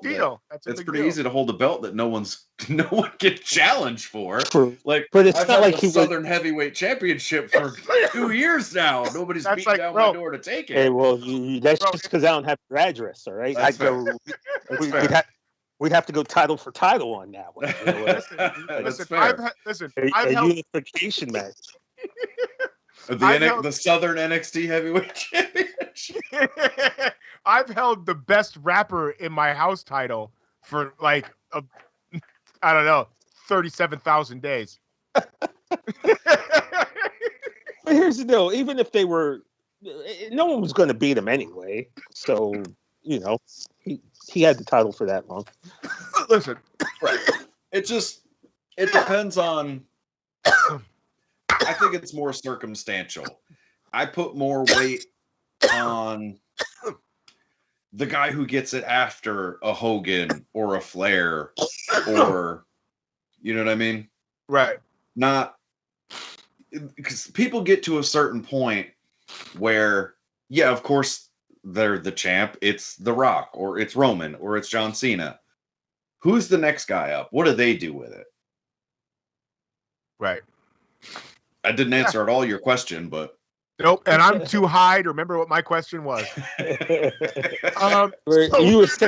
You're essentially like, what's a bigger or greater feat? The amount of times or the days? Oh no, I remember that part. But come on, buddy. I'm not. But I see you, with Grandpa's lettuce over there, so I wasn't sure. Oh yeah. You think I can do this show each week sober, TJ? Come on, buddy. For those outside of California, Nate has a prescription. YouTube, this is completely above board. This is legal. All right. Kyle O'Reilly and Adam Cole had a best out of 3 match. Why are you booing? You weren't into it? No, I mean that's what the people were doing when O'Reilly won at the end. I think they had to give O'Reilly this win. Because he's staying and Adam Cole hasn't negotiated a deal yet? I thought Adam Cole agreed to stay. He agreed to stay through SummerSlam. Yeah. I gotta be honest, Adam Cole's another guy who I've never been in Adam Cole. And Adam Cole was 6'2". He'd be a fucking 8-time world champion. Granted. Maybe, but I've always been more into Kyle O'Reilly, even back in the ROH. Like I used to love Red Dragon. I'm a huge Kyle O'Reilly fan. Been a Kyle O'Reilly fan. I've never gotten in Adam Cole. And when they had that NXT thing where Cole's beating Daniel, beating Seth, I'm just like, really? Like I don't know. Am I missing something? I fell in love with Adam Cole with his feud with Jay Lethal back in the day. So I've been an Adam Cole fan for quite some time. I don't know. I think it's weird that he doesn't tan his back. I don't get why he's 2 different shades on the front and on the back, but whatever. He forgets to turn over. I get. He only paid for the one side of the spray. I don't really. Maybe it's cheaper if you only get the front. I don't know. I don't spray tan, but I think Cole might be better. Do you think he's going to go to AEW? Because I honestly just don't ever see Adam Cole as WWE champion. Like he's got a better chance for success. All of his friends are there. Yeah. I don't see him. I don't see him being anything on the main roster and for the WWE ever. I mean, if they're gonna pay him $1 million to be NXT champion, whatever. You know what I mean? Like, well, get your bag, dog. Yeah, but then he's got to do all those house shows, those TV. I don't know. I don't know. I feel like he's guaranteed a better spot. I would watch Adam Cole and Miro tear it up for the TNT title. Sure. Or Adam Cole and Evil Uno? No. No. Adam Cole wouldn't be anywhere near the Dark Order. But what did they be? Who knows, bro? Yeah, you never know. Adam Cole and MJF. I'd love to see that program. Sure. Something. I just feel like he's run his course in NXT. I think it may have run the course because they made them out to be like the greatest wrestlers on earth. True. And they're they made all right, well, like you're winning every War Games. You're you're dominating SmackDown's best wrestlers. You're beating Raw's best wrestlers. You're winning Survivor Series. It's like, okay, how long is this sustainable? You know, Apparently 3 or 4 years. I mean, I feel like that's a good run. Am I wrong there? You know, I don't know. No. Well, it's like Cornette always said, how can I miss you if you won't go away to another territory and learn a new hold? Right. Sure. Then we had our main event, Samoa Joe and Karrion Kross. Oh, God, I totally forgot that even happened. Yeah. Let me grab the belt again. Yeah, Joe with the still top 3 theme music in all of wrestling. Boom, boom, His shit is so hard. Boom, boom. TJ is the fucking singer of each theme. For a guy we talk about. And I think it's great that they gave Joe the belt back, but I know it's because they're going to bring Karrion Kross onto Monday Night Raw and ruin him. Yep. I mean, how though? How do you ruin this guy? Like how? The only way Karrion Kross gets over on Raw is if Scarlett Bordeaux comes out with her fucking boobs out. Here's the deal about that, right? Like, then what is going to make Kross any different than Rusev? Nothing. 2 words: Alexa Bliss. Stick him with Alexa Bliss. Are you saying put him with Alexa? Yeah, it'll be a spooky stable. It'll be great. They'll all be going straight to hell together. Oh, Fantastic. 2 chicks and a guy? Has there been a stable with multiple women and a dude? 3 chicks, Lily. Yeah, I mean but that's been serious. I think that's low. They had TNA. They had Terry and Meat and. That's true. But that was kind of a gag gimmick. Sister. I mean, that's kind of a gag gimmick. I mean, like some shit that's like. Well, remember Flair used to come out with Woman and Elizabeth. Yes, there is a stable of 2 chicks and a guy in Impact. It is Decay. It's Crazy Steve, Rosemary, and Jessica Havoc.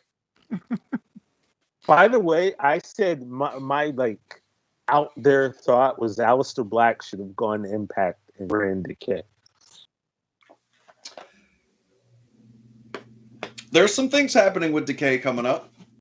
Really this fucking guy. Listen I want to go back, Nate. I don't want to be putting spoilers out there. This guy does one. This guy does 1 6-man with No Way Jose, and all of a sudden he's on the fucking main roster. Yeah, can't even give his own show scoops. Hey, Jay's probably in Vegas. Jay's probably in Vegas right now, negotiating with other channels. She's negotiating with Tony Khan to be on the writing team. She's I'm here with Wade. I'm here with Wade Keller right now. Yeah. She's like, have you seen these 2 fucking boneheads they have to work with each week? Look what they do to me every week. I'm better than this. I don't know, like the whole Kross and Scarlett, to me, it's exactly like Rusev and Lana. I mean, it's going to work for a while.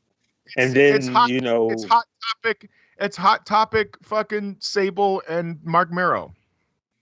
But Kross, I mean, he's definitely grown on me. I like Karrion Kross. And from everyone I've heard, like I have a friend who used to like want to put on indie shows, so he would talk to him, and he always said, like, yo, that Killer Kross dude is ridiculously cool. So my buddy has always just said, talk to the guy a few times, super dope. So that kind of makes me go, all right. I'm not gonna lie, low key, I really think they need to what's the word I'm looking for? Add on to his gimmick and make him like in some more crocodile shit. Cause that's his like Killer Croc, fucking TikTok. That's his whole, TikTok Croc. That's his like his deal, kind of. And what? Right? I mean, that's how I see it. Am I wrong? Well, you also have a Peter Pan fetish. That's also true. I've never gotten crocodile from Killer Kross. No. TikTok. He says TikTok. It's TikTok Croc. People say TikTok all the time, referring to time. His name is Killer Croc. I mean, you've never seen the Peter Pan? I thought that was the whole deal. What are you? The Peter Pan what? TikTok Croc, Killer Yeah, Croc. I've listened to your back catalog, Nate. I know what you're saying. I don't think it applies here.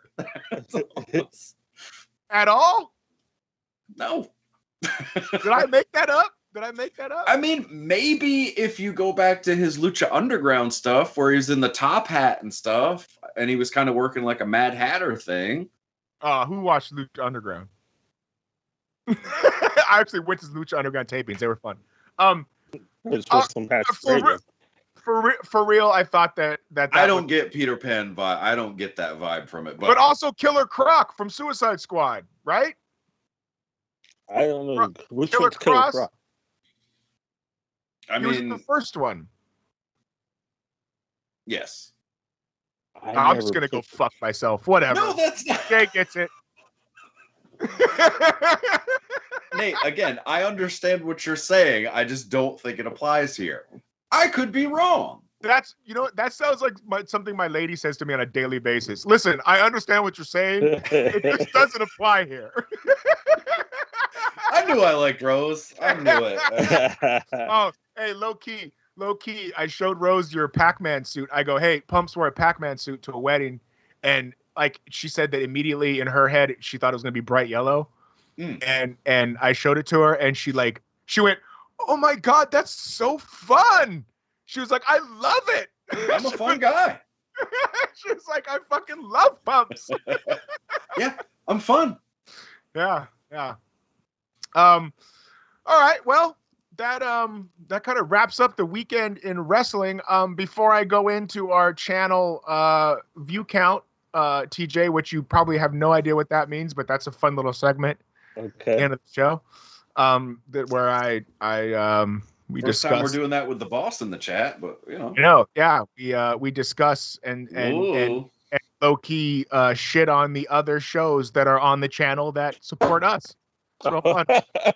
It's real heel work. Okay. Before we get into that, do either of you have any more wrestling notes for the week? Ooh, yes, I just thought of something.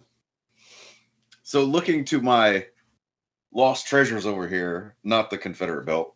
I want to give a special middle finger to WWE for auctioning off their lost treasures that they were so desperate to get back. They sent people across the country to find them, only to turn right back around and auction them off after your TV show stopped. So that's for you.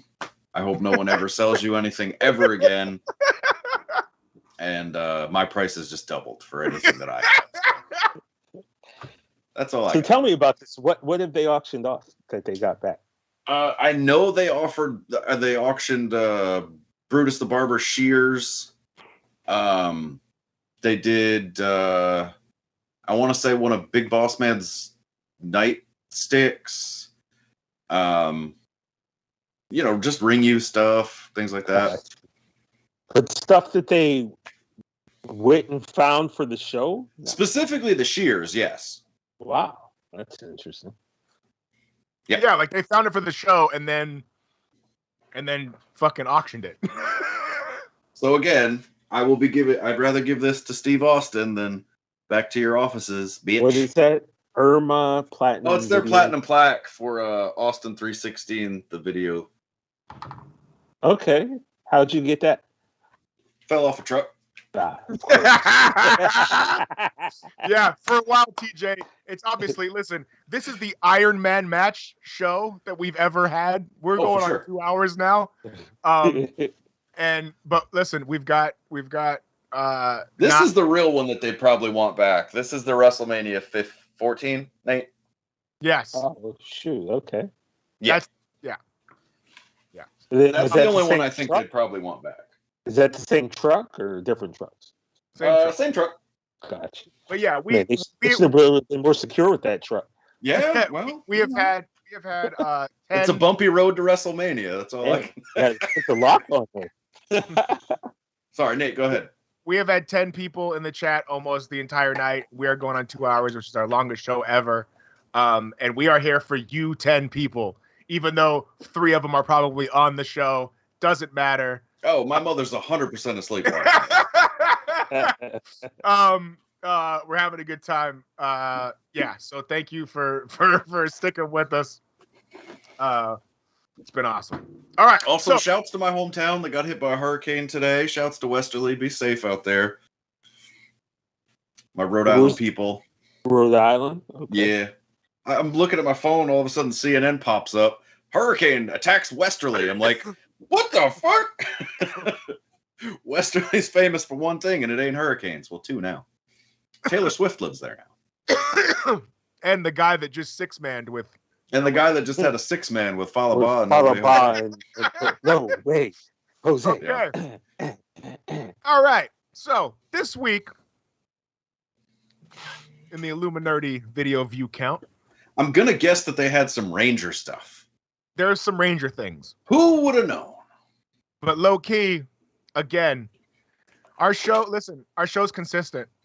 Okay? This week, we had 65 views. Oh, no, I'm sorry. No, 66 views. Retro Sentai wrap-up, bodied them again. Okay? The Retro Sentai wrap-up is now falling towards the bottom of the back. The Retro Sentai wrap-up is falling into Star Trek Riker maneuver levels of us. And who's the girl? Who was the girl, Paul? So we ran off the channel? I wanted to call her, Piggy Stardust. Piggy Stardust ran her right off the channel. Haven't seen her in months. Months. If you come at the king, you best not miss. You know what I mean? You get one shot. Yeah. Click, bang. Piggy Stardust. That's a wrap for you. Change your name to Saran because it's a wrap. It's a wrap. So the retro Sentai wrap up done. You know what else we beat? We beat the Star Wars Bad Batch finale watch along. Ooh. And usually the watch alongs are the ones on this channel that get the most coverage. Usually. Those get the most views usually. But the Bad Batch finale took our finisher. 3-second tan. Did they kick out? Mm-hmm. Nope. The Sentai wrap up, another Sentai wrap up. Evil Dark Robo discussion. Zip them up. Zip them right up. They're done. They had 40 views. With your bitch ass 40 views. Okay? Now, Marvin, PJ, what the fuck are you doing? You were just slaying those people, so I was hitting the AJ Styles thing like they don't want none. They don't want none. They don't want none. I love it. So, the Marvel's What If, they got 109 views, so they beat us this week. But usually the watch-alongs do. A Star Trek Lower Decks show watch-along got 98 views. Son of a... I don't like that. I don't like when the Star Trek show beats us in any way. It's not fair. I feel like it's set up maybe to hurt us in a way. So we're gonna watch the Strange Energy Star Trek Lower Deck show because they've been coming up. The Sentai wrap up, another Sentai wrap up. One of the 6. One of the 6 that they put on to beat us. 60 views, streamed 4 days ago. They're not going any higher than that. Nah. No. You're at your ceiling, kid. We've had 10 to 11 people this week alone watching for almost 2 hours. This is a 100 view show. This is a 100 view show, or Brian Pillman, wear a dress on the show next week. This is a 100 view show. Easily. Gotta be. Obviously, you know, what did the main Ranger show get this week? Probably a couple hundred. Right? Let's look. They didn't even put one out. Scared. They had Abram Rodriguez interview that was 4 minutes long, got 114 views. That's it. Yeah. You know what? We're carrying the Illuminerdi this week. And TJ, I really appreciate you coming out. Jay, we missed you. Yes. TJ, we're gonna have to have you come back. Me, man. We're gonna have to have you come back when Jay's on the show too. That'll be really fun. That would be a good show. But I'll make sure I wear my Nikki Ash t-shirt. You know what TJ was? TJ was low key to bring it full circle. A callback was what they call it. So Earl Spence had to back out of the Pacquiao fight because of an eye issue, right? Mm-hmm. And then Pacquiao had to get a dude on short notice. And that's kind of what happened on our show this week.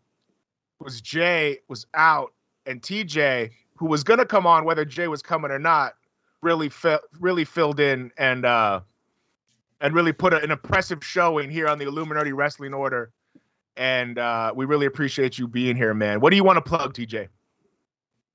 If you want to, you can download the Peacock app and you could catch me every day, Monday through Friday, 9 to 12 Pacific time, 12 to 3 Eastern time. I'm not sure about the Central and the Mountain. You got to figure that out on your own. But on the Rich Eisen Show on Peacock, you can also find us on Sirius XM, Westwood One. There's an Odyssey app that you can download and listen for free every day. But yeah, we're doing that 3 hours a day, unscripted, and it's been a blast. Show. It's a great show. It's a great show. It's been a blast, and I was a off-air producer, and then I got moved to an on-air talent, and that's a very tough thing to do. And I never really pounded my chest because it happened last year, and I knew everybody was COVID. Everyone was in a bad spot, and I didn't want to be like, yeah, I know you lost your job, but guess what happened to me? But I think it's 2021. I'm gonna maybe pound my chest a little. Hell yeah! To go from an off-air producer role to becoming on-air talent is something that just doesn't happen. This week, and, this past week on the show, they gave you a 5 or 6 minute segment on SummerSlam on a sports radio show, which is fucking awesome. Huge. And, the fact that I get to talk wrestling on a national sports show with, someone like Rich, who's very, accredited and, been in the game for going on 30 years now. And the fact that the guy is not a wrestling fan, first and foremost, but understands my passion and my love for wrestling and understands that there is a fan base obviously out there, gives me time on his show to wear feather boas and, three-eyed Raven glasses and break down why Edge versus Seth Rollins might be the match of the night. So it's actually kind of cool that I get to do that, in the same segment that we're talking Tom Brady or that we talk LeBron James, and we talk wrestling, but we don't talk down about wrestling like a lot of these shows. If they even would discuss wrestling, it would always be talking down. And so I'm able to kind of talk about wrestling as a fan without making it less than. So that's sure. Cool to be able to do that. So 100%. Well, we would love to have you back on the show sometime, TJ. Yes, thank you so much for coming on. Your insight was I appreciate it, guys. And Master P said, the first hit for free, but the next time you see me, you better have 50 G. Will you accept impact vouchers? No, but if you could get me a meet and greet with Jordan Grace, maybe I'll consider. You were the second person this week to ask me for Jordan Grace access. Well, I would have asked for Kira, but she's gone. So, and you two are the first two people I've ever heard say the words Jordan Grace. So that goes to show you how much Impact I watch. I've talked about Jordan Grace before on the show. You don't listen. It's okay. By the way, I'll say this now we're on Impact and you're getting off. Deanna Purrazzo, man. Let me explain. She went from jobbing out in NXT to going to Impact. She gets the belt her first month there. And I'm like, what the heck is this? It's kind of like with Eric Young, where, we all knew Eric Young was an Impact original, but he went to WWE, didn't quite work the way people thought it would. And maybe it did work the way people thought it would. But he comes back to Impact and gets the belt right away. And I'm like, I don't know if that's a good look. And I thought that with Deonna, but man, she's been crushing it lately. So shout out to Deonna Purrazzo for her changing promos are great. And I cannot put over how beautiful that AAA belt is. The Reina de Reinas Championship. Yes. Oh, that belt is beautiful. Google that. You will be happy you did. Yeah, that means queen. That means Queen of Queens for all See? you non-Spanish people. I Pumps, was going to say I don't speak French, so I did not know that. but Pumps, where can people find you? Instagram, Pump61. Catch me on Impact Thursdays at 7 Central, 8 Eastern. I'm just there now. He'll be gently grabbing the hips of No Way Jose as they conga the way out. Yes. I'm not sure exactly when my 6-man tag goes live, but you'll be the first to know. This just came in on Twitter that you guys are now the #1 contenders for the Trios Championship in Impact. So I'm looking forward to you getting it. Yeah, bring it on. We're Decay. We're coming for you. We want those. Well, no, they're the women's champion. Shit. It's a new belt. It's new to Impact. So TJ. Oh, Good Brothers. Yeah, Good Brothers. We're coming for you. TJ, what are your socials? 2Jiggy TOOJIGGY on Twitter and TJ Jefferson on Instagram, where I just post pictures. Right on. And I am Nathan Has Skill. You can find me on all the stuff, but for real, Instagram's like the only thing I'm really on each day. Yeah, go watch TJ every week on the Rich Eisen show.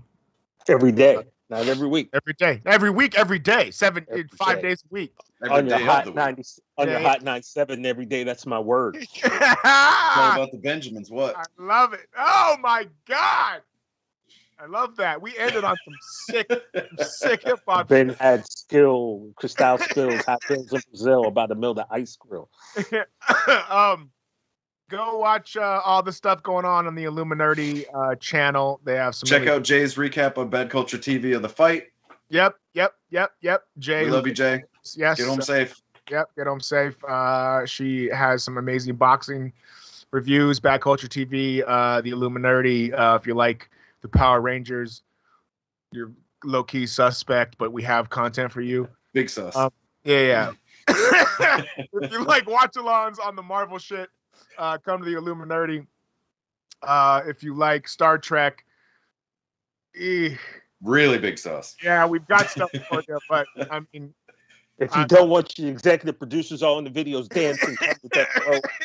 Yeah, I'm low-key like borderline contracted to suggest people go watch it, but it is what it is.